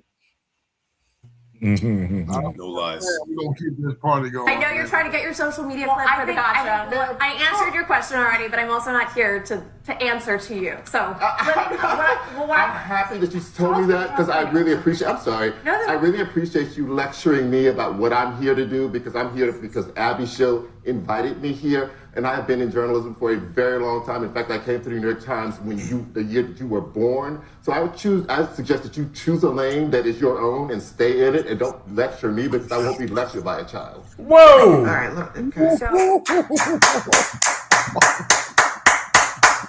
Love that clip. Oh wow! Charles. Look at his place.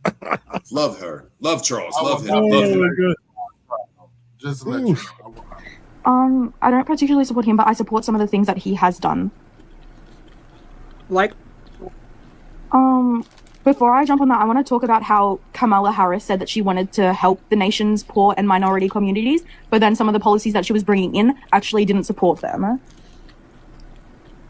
Like the economic impact with the inflation, that the Biden-Harris economic policies led to high inflation, which made it harder for minority groups, which are particularly lower income, to get housings and the rising costs for food. Okay, I'm going to go ahead and ask you a question again. What policy? I'm unsure about what policy it is. We're not going to be able to continue. They don't have any Why not? inflationary... Because they literally didn't pass any inflationary policy. So then why did inflations happen? Because there was a pandemic. But didn't that stop halfway during his presidency term? No, he was able to recover our economy. We had the fastest recovering economy. So then why did Trump get rid of all your guys' debt, but then he didn't? Get rid of all notice our... how your debt has gone down. Sid, notice how your debt Our debt has has gone gone down up. after Trump has run in. No, Our it debt hasn't. It's gone up by trillions. Was that from Biden though, or was that from Trump? Because I'm pretty sure that it was specifically from Trump last year. It's still under the Biden-Harris economic thing. No, it is not. The big beautiful bill is not Yes, it Biden-Harris. is. The big beautiful bill It is is. Biden-Harris. The big beautiful bill.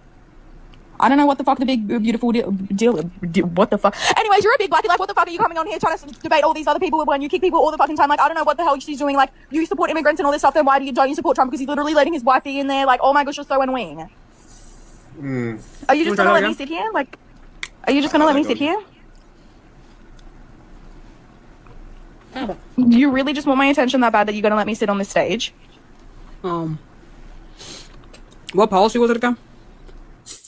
I love that. Love that clip. I'm just saying. Lil Donnie's most powerful tool just broke. Once upon a time, the term fake news was about Donnie himself. There were massive Russian clickbait farms in Macedonia creating fake news stories about how amazing Donald Trump is, which were branded as if they were from real news outlets, but they weren't. They were fake stories about Donald Trump. The term literally meant fake news. And then, on January 11th, 2017, when asked by Jim Acosta about a fake news article, Trump pointed at him and said, "No, you're the fake news." And for some fucking reason, everyone went along with it, because he just wore reality down by repeating it over and over. He's even taken credit for creating the term, which is in and of itself fake news. In 2016, when he was rightly told about election interference from Russia, which he colluded in, he immediately flipped that term around, and for the next fucking decade, he's accused everyone else of doing what he did once again. He screams that the deep state is out to get him by weaponizing the Justice Department while he's just weaponizing the Justice Department. There are hundreds of examples of this throughout his entire life. Like a Christian couple on their wedding night, it is his one move, and somehow it works over and over and over. That is, until Iran. You'll have noticed that we're blockading the strait. The strait he wants to open. We're blockading it. Iran said blockade. Donnie, confused, said back, "Blockade? Well, then we'll double blockade on you. I came up with the blockade. I invented it. It's the best blockade." And you know who that doesn't work on? Iran. They are impervious to his narcissistic reality distortion field. And Donnie's narcissistic reality distortion field won't let him admit that. And so we will be on this fucking wheel until the bottom drops out of the economy and the hordes gather at the White House gates to peacefully protest. That's what it's gonna take. Yeah. Now, and lastly, fuck around and find out. Somebody comes in your face with some bullshit. Remind them of this. Name one time Trump was racist. Okay, I will. 1973, the Nixon administration sued Trump for refusing to rent to black people. 1980s, Trump's casinos were accused of hiding the black staff when Trump visited. 1989, Trump took out a full-page ad arguing for the death penalty for a group of 5 black men at Central Park 5, effectively putting a bounty on their heads and plaguing them with a lifetime of death threats. He was sued by the Justice Department for discrimination. 1991, black guys counting my money, I hate it. The only kinds of people I want counting my money are short guys that wear yarmulkes every day. I think that the black guy is lazy, and it's probably not his fault because laziness is a trait in blacks. It really is. 1992, Trump's casino was fined $200,000 for transferring black dealers off certain tables to appease racist patrons. 1993, Trump said Native American casinos shouldn't be allowed because they don't look like Indians to me. 2000, Trump ran a series of attack ads against Native American casinos alleging, with no proof, that they were guilty of crimes. 2004, Trump fired a black contestant from The Apprentice for being overeducated. 2010, Trump arguing in favor of segregating Muslims in Lower Manhattan. 2011, birtherism. Trump alleged that Obama was Kenyan based on nothing but skin color. He never apologized nor... Yeah. It goes on and on and on. Yeah. Oh, yeah, we were kind of talking about this. You realize like that was his envoy into politics was when he saw how well he could manipulate people, birtherism shit. Oh, he told us that he was going to run as a Democrat because As a only an idiot Republican. would run as Republican. And then he Or said, the reverse, right? he said, Oprah, he said, and I quote, "If I run for president, it's Republican because they're dumb." But I was just saying, like that was the beginning of his fundraising because he wasn't sure that he could actually, get the support that he wanted, and he did it from the birtherism shit. And before you know it, he was at a presidential campaign. Because racism in America, yeah, Malcolm. Yeah, Water wet, sky above you. I'm gonna do y'all. Anybody ever seen The Campaign? The movie The Campaign with Will Ferrell? Yes. Jesus, yes. America, freedom. Jesus, America, freedom. That's what I got to say. So when And what's so funny is that there was that was it Chrissy Nome who actually used that as one of her campaigns? did. She didn't even know it was like a comedy song. Satire, right? That dumb bitch. Anyway, Got some join us. comments, Yep, there you go. Well, good. Well, God need to come get Piggy Trump to make his collection complete. Oh, Sammy, we don't wish for people's downfall. We just pray. We don't wish for it. We just Yeah, wake up to my it. prayer is that we end up needing a proof of life for Shitty Pants himself. That's true. Every time she said help, I screamed.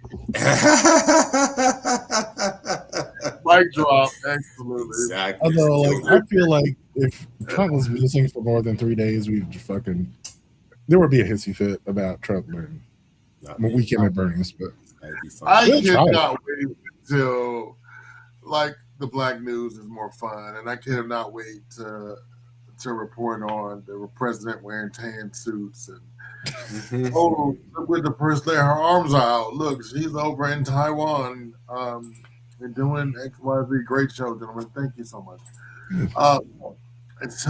I just can't wait for that day. Now, Malcolm, we're going to try to run the weekly rewind in 2 seconds. Okay. Now, in case you guys don't know, M3, welcome if you're new here. M3, tell me your mind, the long form. We're a whole ass network, as I like to say. Each day of the week, we have a tantalizing smorgasbord of black faces and black things with afros, and we try to make it informational. But right here, we have different shows at different times of the week. I'll give you the rundown to end the show, but we have taken the time. Thank you, Swag, to clip out some of the things that we liked. I'm gonna try this. I'm gonna try it. We're gonna try it. Right. Okay, here we go. Incapable. We're gonna move on to our final topic, which is X-Men 97 Rise of Apocalypse, I guess you could say now. But before we get into it, I meant to introduce these 2 stories as a bad romance section, but we didn't even talk about the romance aspects of the other show. Oh yeah, we can do that because the chemistry between Charles and Magneto. Oh my God! If they don't establish that they're a couple already, how much more do we have to get this shit on our face? Oh my God! They went away together. They made plans together. They created a whole little business together. They are heterosexual life partners. But before we get into that, I do have some comedy here from this guy on TikTok and on Instagram. And when I saw these videos, I was dying laughing, especially when we get to Iceman. Oh my God! But I'm gonna play the first video. Here we go. Top takes the lead, but listens when it's too rough. You want a raw tough guy? Then take it raw. Bottom will give you the wildest ride in his forest, but you will have to cut yourself out of that bush. Something I can do for you, bub? If you're a fan of leaving scratch and bite marks, you're out of luck. Top will talk you through it using words with no less than 4 syllables. It sounds extra until he spells copulation with his tongue across your G-spot. Dr. McCoy. Blue blushes too, my dear. Top Wasn't my holds you with word. his big Anyway. stick, but he can make you pop with just his fingers. We too busy for love. Too busy sinning. Strict bottom. Changing back and forth is their job. Stop assuming. The bedroom is one place they can stay constant, and they stand on that. Don't ask them to turn into someone else. This is not your chance to pretend to fuck David Harbour. Need some help in those hard-to-reach spaces. Innovative top introduces you to 10 new ways to get your back blown out. Don't ask why your legs behind your head, just breathe. I'll say it once. Just once. Verse, he cracks you in the mattress, you crack him on the ceiling, he cracks you in the tub, you crack him on the sofa, all in the span of 10 seconds. I'll be a wet bird on a live wire. Newly realized bottom after erectile dysfunction hit. On the plus side, he makes his own toys, and he didn't grow that hair out for nothing. Tantric side makes you come without touching you, makes you relive that first time you discovered your second hole, and now you apply to be an Xavier Institute substitute teacher. Coexistence is messy. So I think we'll see if this format works a little better. If I go back, we can always go back. So let's try it. Let's see what this is. Hey guys, I am David, a 34-year-old architect who's been living with my partner, Leo, for 4 years.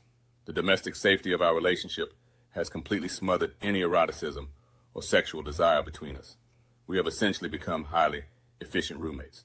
Every night consists of a predictable routine. We wash the dishes together, fold the laundry so the house smells nice, and sit on the couch scrolling on our phones. Last week, I tried to break the cycle by planning a dedicated date night. We went to a nice restaurant, but within 20 minutes, we were just talking about our grocery budget and whose turn it was to vacuum. Whenever I try to initiate physical intimacy now, it feels forced, scheduled, and entirely devoid of passion, like just another chore on our shared domestic checklist. To fix this, I read Esther Perel's Mating in Captivity to understand how to reintroduce distance and mystery. I also bought The 8 Dates by John Gottman and insisted we systematically talk through the chapters on trust and sex to get everything out in the open. The Gottman dates backfired horribly. Instead of feeling intimate, the conversations felt like sterile corporate performance reviews, which only killed the mood further. Perel's advice about creating distance to rekindle desire just made Leo anxious. When I tried spending more time out of the house in my own element, he interpreted it as me pulling away, which sparked an argument about abandonment rather than creating any sexual tension. If Greg and you can't help me figure out how to balance this, I'm going to lose the love of my life. We will end up breaking up not because we don't care about each other, but because a relationship can't survive on a steak and potato foundation if there's zero heat left in the kitchen. Roommates with a joint checking account. Listen. Don't use the word steak and potato. Don't be using my name, nigga. Don't be using my name, nigga. You ain't got permission. It's like, bitch, I know you too. I know you too, motherfucker. You do know me too well. I hate you. God, when you podcast with your good friend. On today's show, we got a whole lot coming on. And all I got to say is, if it's not news to me, it's definitely news to me. Thank you, baby. And all this news to me, we have a whole lot of news coming at you straight from Hollywood, all across the country, concerts, tours, all kind of shit. Randy. I want to start with the sad part first to hopefully uplift everyone as the show goes on. But I want to first start with losing Bonnie Tyler. Bonnie Tyler passed away at age 75 on July 8th. She's known for the total eclipse of the heart. She actually got appointed by Queen Elizabeth II as a member of the Order of the British Empire for her work that she's done in music and humanitarian. She's Welsh-born, so that was pretty awesome. She is Welsh-born. Born in 1955, she came to America, dropped her first album in a grand total of 1977, and Bonnie Raitt is known as the godmother of rock and roll. And she will be missed by her friends and families and her fans. Rest in peace. I Need a Hero song is gonna live forever, I think, because I prefer Total Eclipse of the Heart. I do too. Commercially, I feel like that song is used in commercials. It's used in video games. I feel like it's gonna be one of those songs that our grandkids are gonna sing. Turn around, bright eyes. What you got? I actually don't remember what these were on, so I'm like blind testing this. I woke up this morning and just went through the things I downloaded, and I just see what resonates with me. So it may not even spark a conversation about the video itself. It might be a conversation why this resonated with me in this moment. All right, so here we go. It's so interesting being the gay sibling that doesn't have kids, because I have 3 siblings. I have 2 older brothers and a younger sister. They all have children, one each. And it's so interesting when those milestones happen for them at the same time. It just dawned on me. My niece graduated, my nephew graduated, my eldest nephew just had kids, so my brother is a grandfather now. And it's like, we're in the family group chat, and I'm like, I have nothing significant of this magnitude to share. This is the extent of what I can share. Today I saw this on my walk. I'm like, this is a really cute flower pot, and I want one. It's not a milestone, but this made me happy today. It brought me so much joy. I love this. All jokes aside, I'm a proud uncle, and it's so interesting to see how my siblings are all growing into parents and grandparents. I am a great uncle. Is that the right term? Grand uncle, great uncle. But yeah, this shit is just mind blowing. Wow. Yeah. I thought about this for one. I was telling you about my cousins when I moved to Georgia. We basically became extended siblings. And now their kids are going to college. And I think the oldest one is getting married now. And it's just blowing my mind. My oldest brother, by the way, I have a half brother from my dad's previous marriage, is 70. Get the fuck out of here. He turned 70. So we have some videos today to introduce a little bit of impact play to you. So we'll start with this first one. This is kind of, we want to do brother or you want to do the demo? The brother first. The brother first, yeah. As soon as I said, I was like, brother first. Okay, so we're going to do the brother first. And let's get into it. Here he is. And it's just amazing to know the different areas of the body that you can impact, whether it's the ass, whether it's the inside of the thighs, whether it's the bottom of the feet, whether it's the calves, whether it is the face, whether it's the breasts, right? Whether it's the shoulder blades or the upper chest or things like that. It's just wherever the mind goes that you can do it, but make sure you have consent to impact that place first. And so with the Central Art of Impact Play, the foundation was impact play, but it just really encompasses the series, encompasses really teaching people a lot of things about different parts of BDSM, like flogging, how to properly flog, how to properly use a cane, a paddle, as well as clothespins, knife play. Yeah, I did say knife play. So while Thick is refreshing his drink, I'm going to talk a little bit. I'll give you a textbook definition of impact play. So in a gay sense, impact play is a consensual BDSM practice where one partner strikes the other to generate erotic pleasure, pain, or catharsis. It utilizes tools like hands, floggers, props, or paddles to explore intense physical sensation and power dynamics, and is deeply rooted in queer leather and kink communities. Well, talk about a segue. The second video was Yvonne actually spanking somebody, which was something that he likes to do.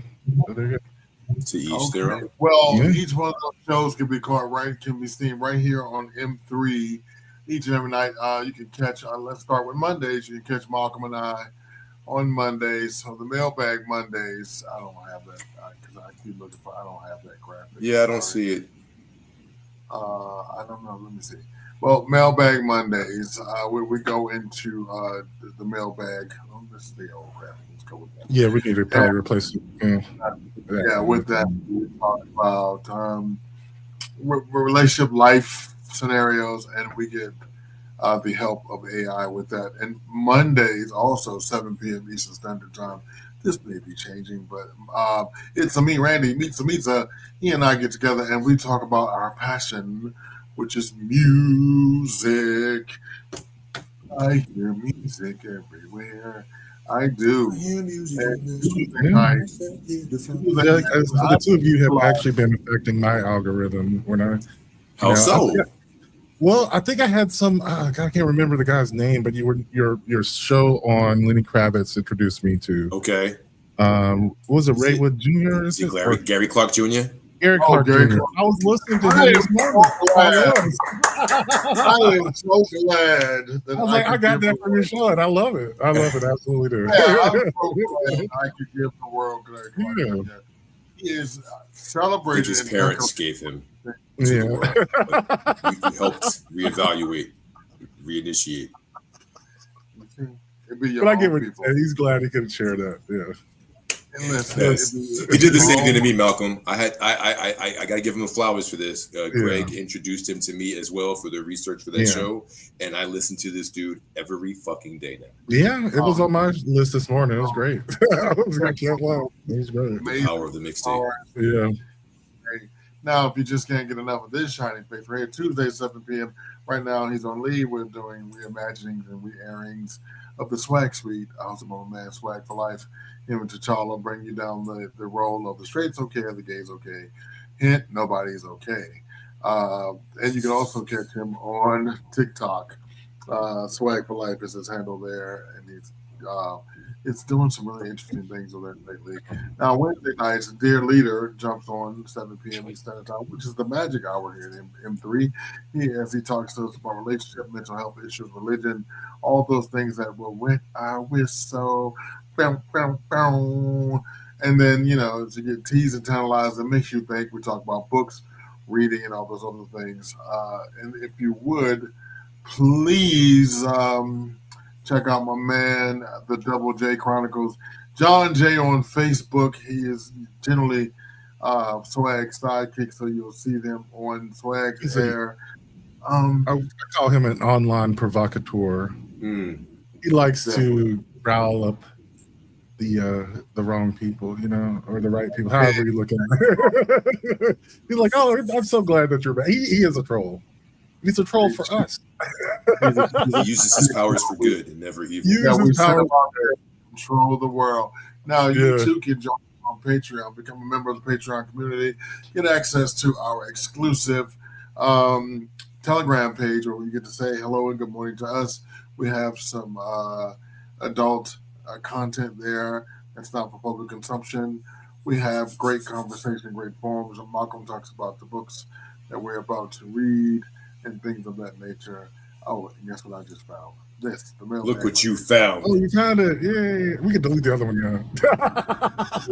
I deleted it. We already have enough space.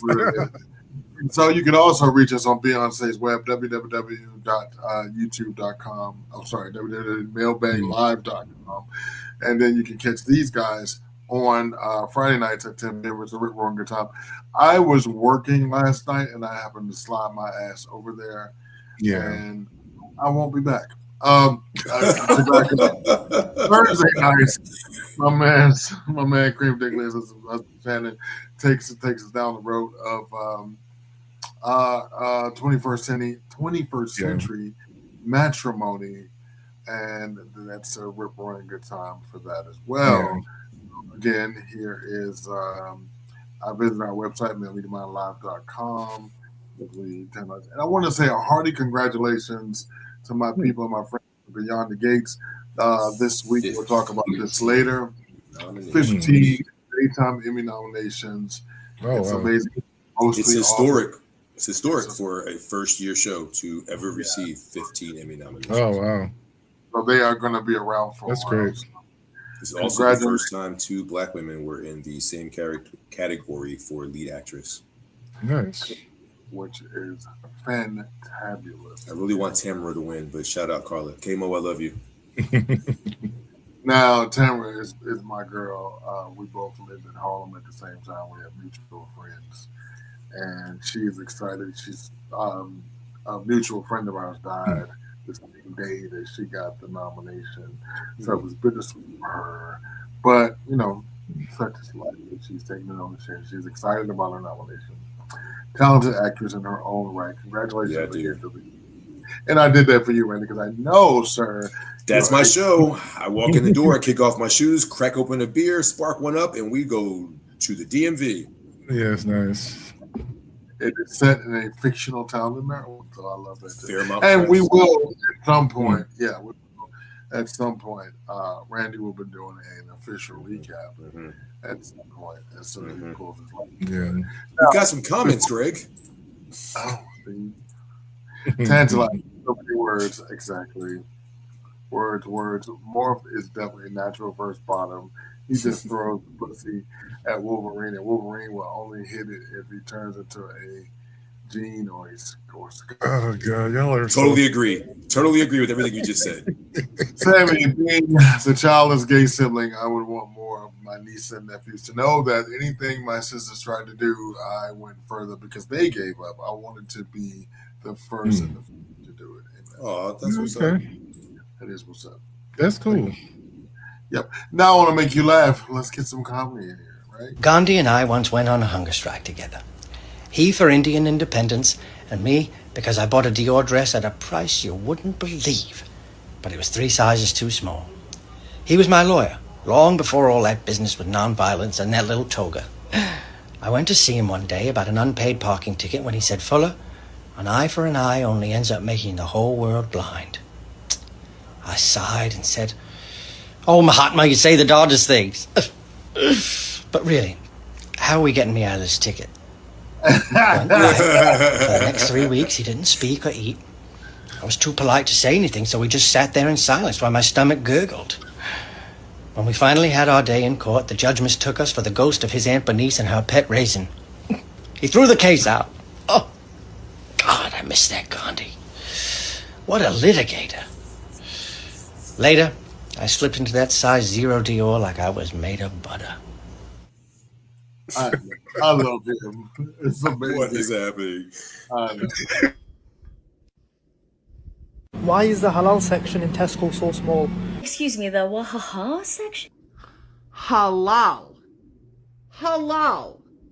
Why do we get only this little section here and they get all of this and all of that? Oh, because you're in America. Did you not notice that he said Tesco? Because these are our grocery stores. These are the foods that we eat. What?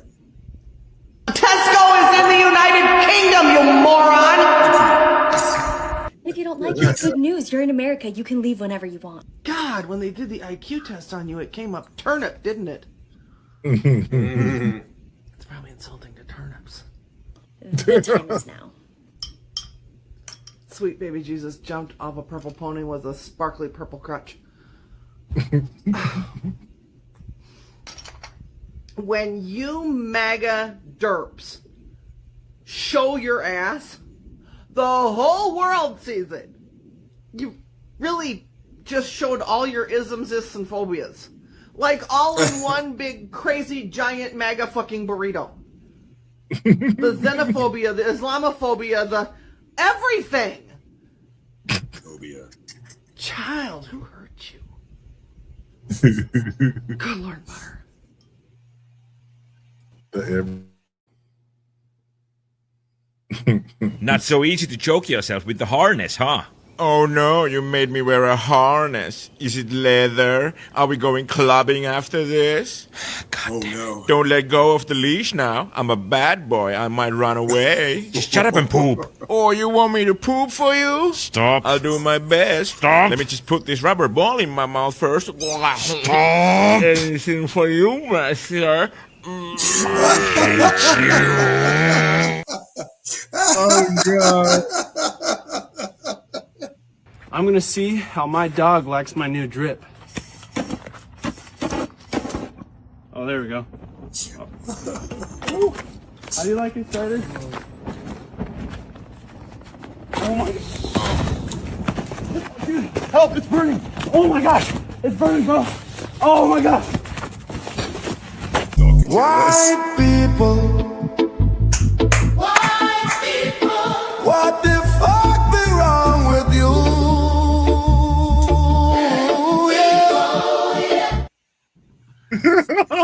This is America, Lois. Men have always run things, and there have never been any problems whatsoever. And don't say the economy, or Iraq, or income inequality, or racism, or Brett Kavanaugh, or air pollution, or Vietnam, or slavery, or Watergate, or capitalism, or Me Too, or homelessness, or police brutality, or homophobia, or Monica Lewinsky, or school shootings, or Native American genocide, or Fox News, or Tim Allen, or climate change. What's your body count? The same as your mom. Bummies. Bummies. Yes. I I just saw a sign that said I'd rather have 1,000 MAGA supporters in my shop than one non-binary lefty libtard. It's so nice to see a funeral director with a sense of humor. Well, I wanted to do a video to commemorate the life of Lindsey Graham, this famous senator. Yo quería hacer un video para conmemorar la vida del senador, la senadora Lindsey Graham. So here is the most important videos of Lindsey Graham.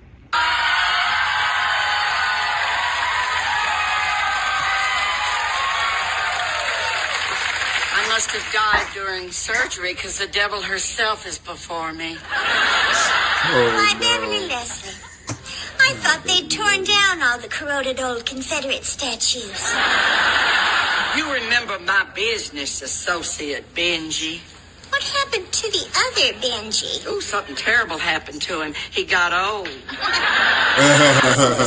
Me, a homosexual. The very idea makes me howl with manly laughter. I'm just having a drink here with my business associate, Benji. The only surprise is that you're still trying to pass off Benji as your business associate in the middle of a gay bar. This is a gay bar? Well, I had no idea. I'm a half a mind to storm out of here right this minute. But my other half wants to stay and finish my refreshing lemon draw. Lemon ring keeps throwing off my balance. Oh, good for you, Bev. Your wife a pretty penny. You wouldn't believe the disgusting sexual perversions I had to perform to get that. Now, you know the plight of the homosexual is a cause dear to my wife Crystal's heart. So I plan on taking her money and purchasing that dinner for me and my business associate, Benji. And desecrate the day that I have set aside to celebrate my wife's death. Life! I was trying to have a hot girl healthy summer, but there's diarrhea lettuce, so I'm gonna get truffle fries.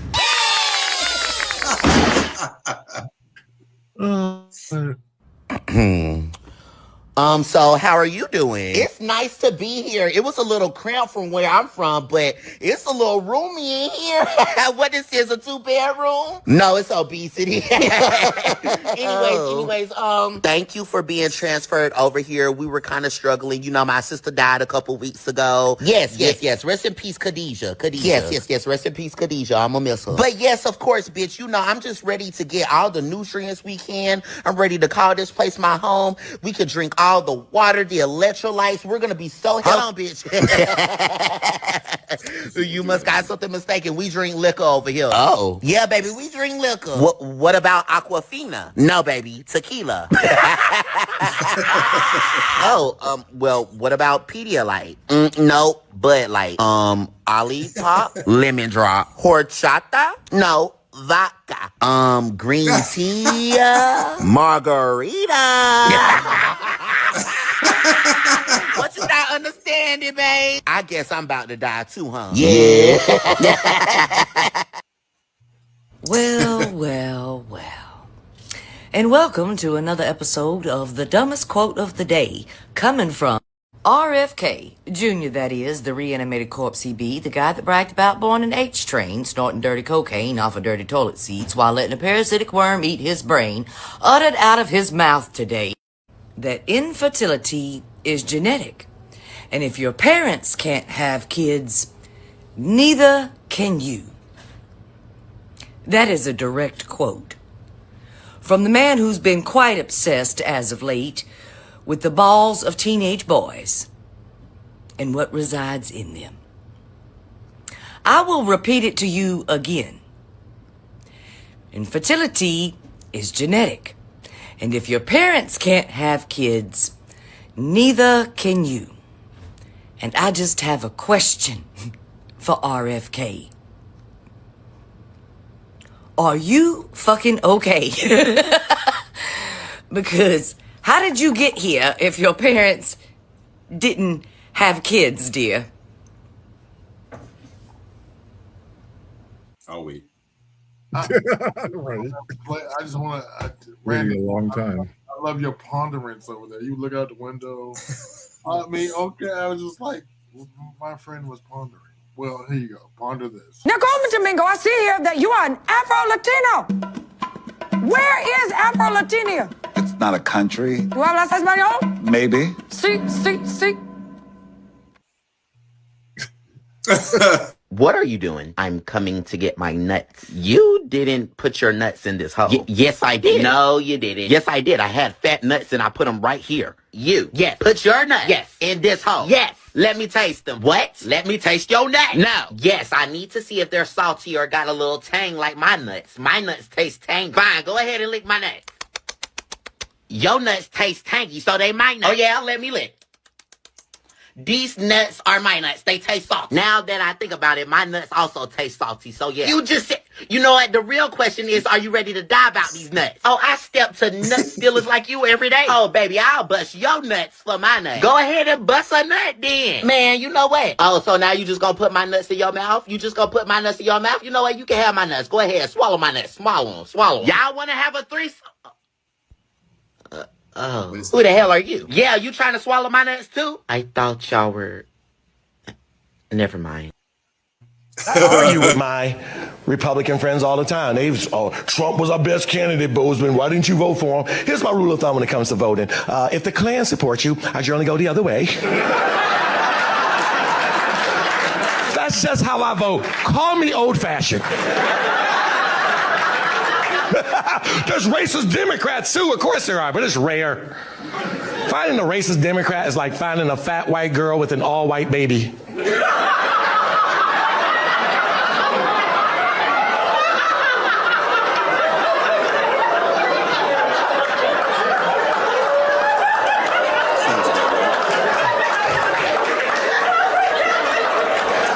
Some of you aren't even laughing. I think he's talking about Susan and Jamal. Well, Philadelphia. It's like these cobbled streets are bringing you together.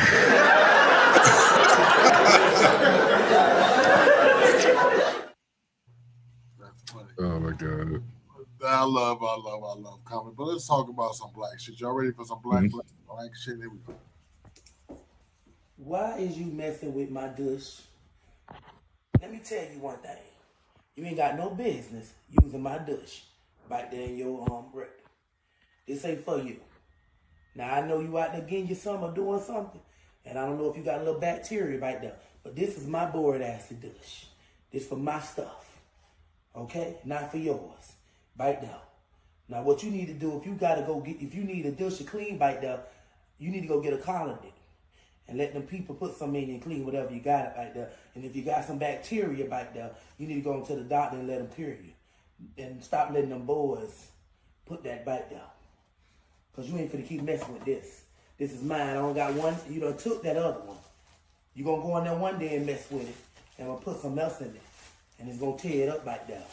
Leave my stuff alone. This is for my stuff. Not for your booty, where you duke it from. You ain't got no business even using this. You gonna push the dookie back up. So stop using my dush. And don't be letting them boys put that stuff right there. And you won't be going through what you're going through. But go on and get your collar, nigga. I can schedule you one. And they can clean all that dookie that's up there that's stuck. You must be done let somebody ram bam thank you ma'am right there and then pushed it or whatever. But don't use my shit no more. Now I ain't gonna tell you no more. And you need to get up and clean up, and your nasty ass ain't clean up and all that there. And that boy came over here looking for you. I don't know why he keep coming over. If you don't like him, tell him. And I hope you ain't been bringing him up in here. Because your room smell like booty. Clean up behind yourself with your nasty ass. And stop messing with them boys if they got your booty stained.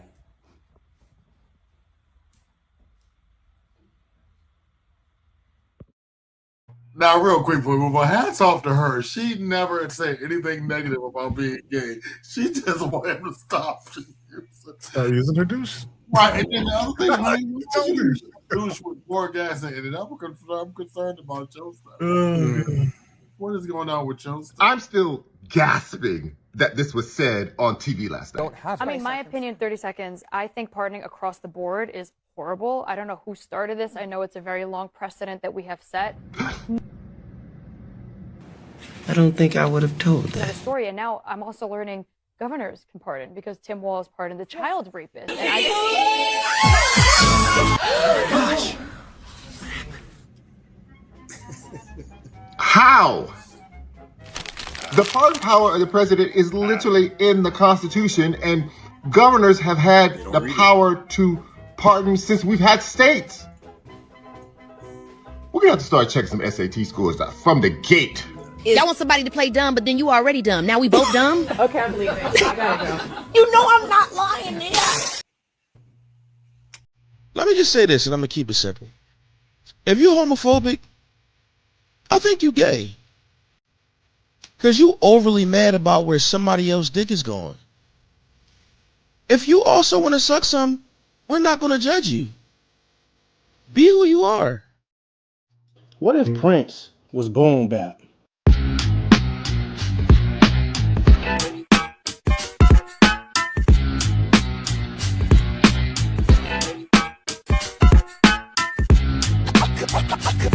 Come on, baby.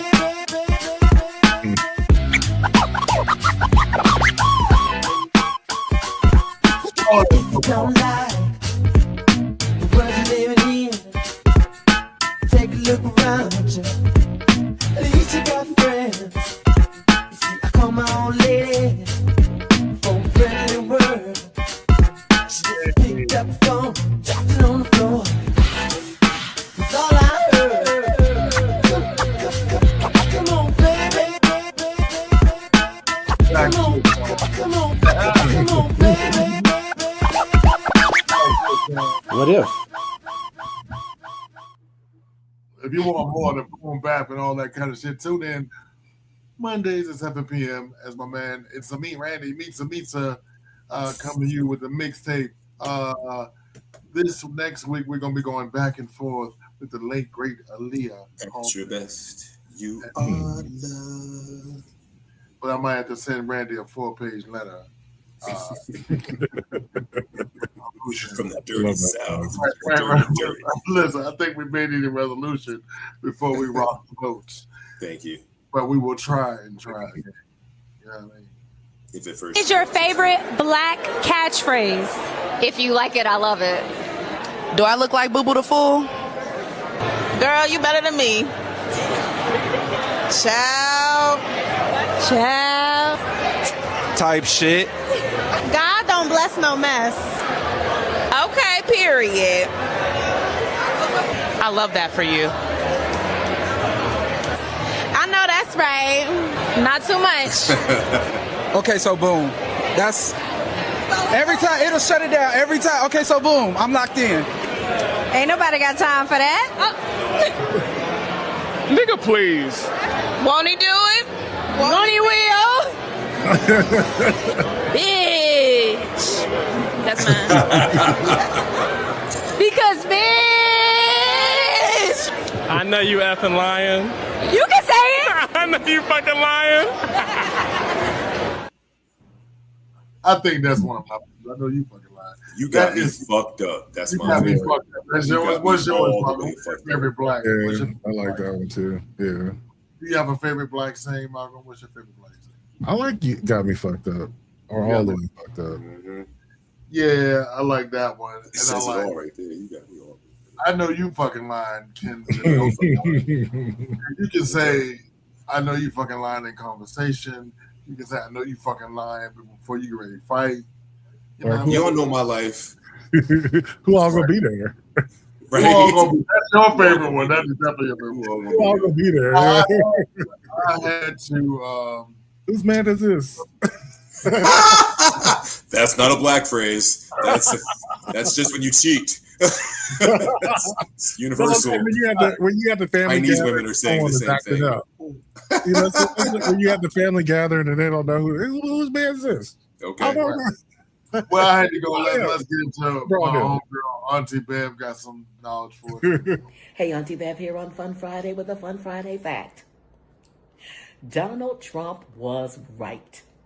Yes, there was an attempt to rig the election process in 2020.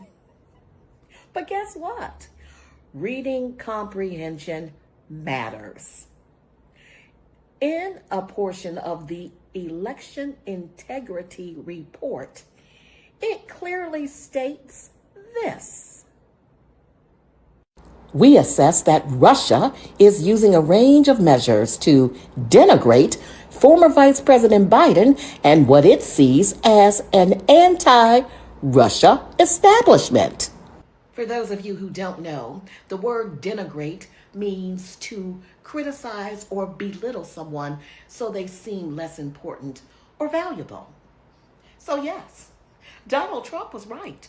The Russians were trying to belittle Joe Biden.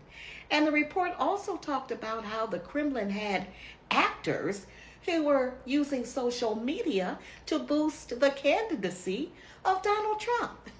So yeah, Donald Trump was right. There was an attempt to rig the 2020 election. But once again, reading comprehension matters. Auntie Bev Speaks on Fun Friday. I was just thinking about that. Like, there needs to be a movie about the 2016 election in Cambridge Analytica, because it really is like wild. They were actually manipulating news cycles by creating bots all around the world, and then they would pump up news stories and they would flood into regular media. Like, they were reporting things that were not true or pumping up like little tiny stories that ultimately Facebook had to pay billions of dollars in fees because of it. Yeah. And now the Zuck is compromised. Yeah. Yep, he is. They literally stopped doing any politics after that because they had to pay so much money out. You got some folks. I want y'all to. We're gonna have a quick story time before we leave. Yeah. Y'all ready? Listen closely. Okay, let's read some comments before we do it. Wait, did I miss the Jackie's back discussion? Well, okay, 1 second. How do you like the new drip? Fuck the dog, right? So if my mama was you had one too. Well, yeah, the question was, what's your body count? It's like the same as your mama. Oh yeah. Moral of the story is we all needed Benji in our lives. We all needed Benji. He's a great business partner. Really comedy show I do. I know you fucking lying. I love that one. I know you. She's a nut. She wasn't. She is a nut. She's definitely a nut. Okay. Get her mama lesson. Yeah, don't use my stuff. I want to know why using a boric acid douche. That's crazy. Prince the remix. That was hot, right? It was. I actually like that too, Greg. That was the really good mixing on. That was the extended version of Let's Go Crazy, the movie version. But he slowed it down a little bit and added some boom bap to it. All right. Now here is one of my favorite storytellers. Speaking of Jackie's back, pay attention. You ready, Randy? Go. Oh, I sneaked into Aretha Franklin's birthday party. Oh, sneaking, creeping, cloak and dagger, hiding behind shit. Knew I wasn't supposed to be there. But baby, Aretha Franklin, I wouldn't be here if it weren't for her. She got me through my childhood. Aretha was the first one that got her food. She didn't fuck around with her food. And she piled that plate up now. Don't come for me. I saw the plate. And baby, she picked it up like a servant. To this day, I don't know why she carried it like this. But I was looking, gawking. I said, all right, Ree. She said, you know. You know. I didn't know what it meant, but I knew. Whatever the fuck it was, I knew. And then I went creeping over to her that night. Did you watch her eat it? Well, she was eating as I creeped over. I was scared to interrupt. Read and play with her food. So I said, Miss Franklin, I was damn near on my knees, because when I was doing Preacher's Wife with Whitney, I told her I was on my way to see Aretha. And Whitney turned to me, she said, you be careful now. Aretha take that queen shit serious. So, you know, I went creeping, practically on my knees. I said, Miss Franklin, do you mind if I sing a song tonight? Because there was a band shit I wanted to sing. I've written a lyric about you in the song. She said, all right. What'd she say? No, I don't know what she said. She went, but she said, go on and sing. So then, like a fool, I had to sing in front of Aretha Franklin. Okay. I sang my ass off, honey. Then I went creeping back over, just searching for an Aretha story. The plate was almost gone. Yeah, the plate was damn near empty. I hate you. If somebody comes to me about Aretha, listen, I love Aretha Franklin. Don't fuck with me. That's right. So I'm at Aretha's feet. I said, how was it, Aretha? And baby, the greatest line of all time. Aretha Franklin looked down at me like the queen she was. I didn't know you had chops like that. Baby, chops. That's Louis Armstrong language. Yeah, she got chops. They called voices chops back then. And she said, I didn't know you. How she said it, Mama? How she said it? I know you. Chops like that. Baby, my eyes rolled to the back of my head and you couldn't touch me. That was great. That was the great Jennifer Lewis. Speaking of Jackie Washington Day. Yeah. Jackie Washington Day early in the week. Oh. Yeah, it was Wednesday, right? Yeah. I'm mad at the B story. Is Aretha be fucking so yeah. Let me tell you. I ain't gonna tell y'all on live air, but I have an Aretha Franklin food story. And I just couldn't believe it. I was just I'm not gonna tell it in open air. Thank you for joining us as always for each and every week we bring this to you. We're gonna be on hiatus for a couple of weeks, but there's plenty in the hopper for you to go back and watch and catch up on past episodes of the Saturday Sit Down and the Black News and Malcolm's Hour and a couple of shows for the mixtape and swag show of the swag suites. We're still running reimaginings. We're going to start running more reimaginings of Cream's show. We got to go back in the hopper and make that happen. And Friday nights, the boys will still be live over there. And Sundays, my man Thick Night will be still up for 5 p.m. on Sundays, him and the Blurred Council. Yeah. All kinds of nerd shit for you to get into and check it out. Now, as I do, I like to end on a joyous celebratory note. And I want to remind you to check me out on Monday at 4 p.m. and then come shake your ass to the groove. Now, I'm not going to make this show about Leah sad. It's going to be a celebration of her music, which was fantastic. We all know we lost her way too soon, but we need to remember she had us pumping and bumping and moving and grinding. And if your girl only knew what the music is. So we're going to try again and bring this to you the right way. Again, all past episodes can be found on our YouTube page, Mail Me Your Mind 2, right here on YouTube. So check us out. Tell a friend. We'll be clipping some of the show in small segments for you to digest. And easily we'll be coming to you with music minutes and news minutes. And if there's breaking news, there's M3. All right? So check this out. Some black shit. Enjoy. We'll be right back on the other side to say the official goodbye. One moment.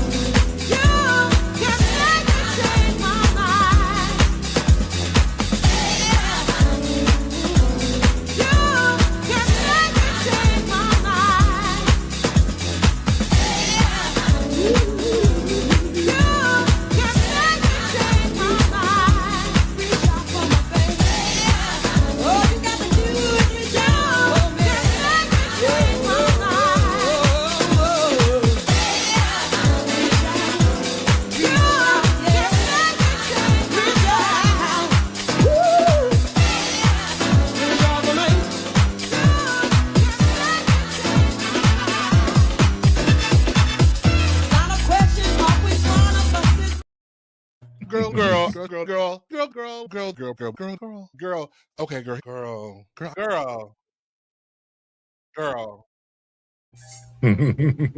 All righty then, y'all. We'll check y'all out in a few minutes. We're going to lay down and get some rest. and enjoy the summer. You know what I mean? If nobody told you love you, we do. On behalf of It's a Me, Randy, Meets a and what the hell is going on with this? Did I hit the wrong button? I hit something. I don't like it. Thank you. So much. On behalf of my man, Meets a Me, Randy, Meets a and the brain trust of this whole thing right here, Malcolm the Philosopher King. Don't forget, you can find us here most nights at 7 p.m. Just tune it on. Somebody gonna be here saying something, okay? Nobody told you I love you. We do. Peace. Thanks for checking out this episode of The Saturday Sit Down with your host, the talented Mr. Drayton. Your one-stop shop for the best conversation that you don't want to miss. Please be sure to like, subscribe, and share. And stay tuned for the next episode.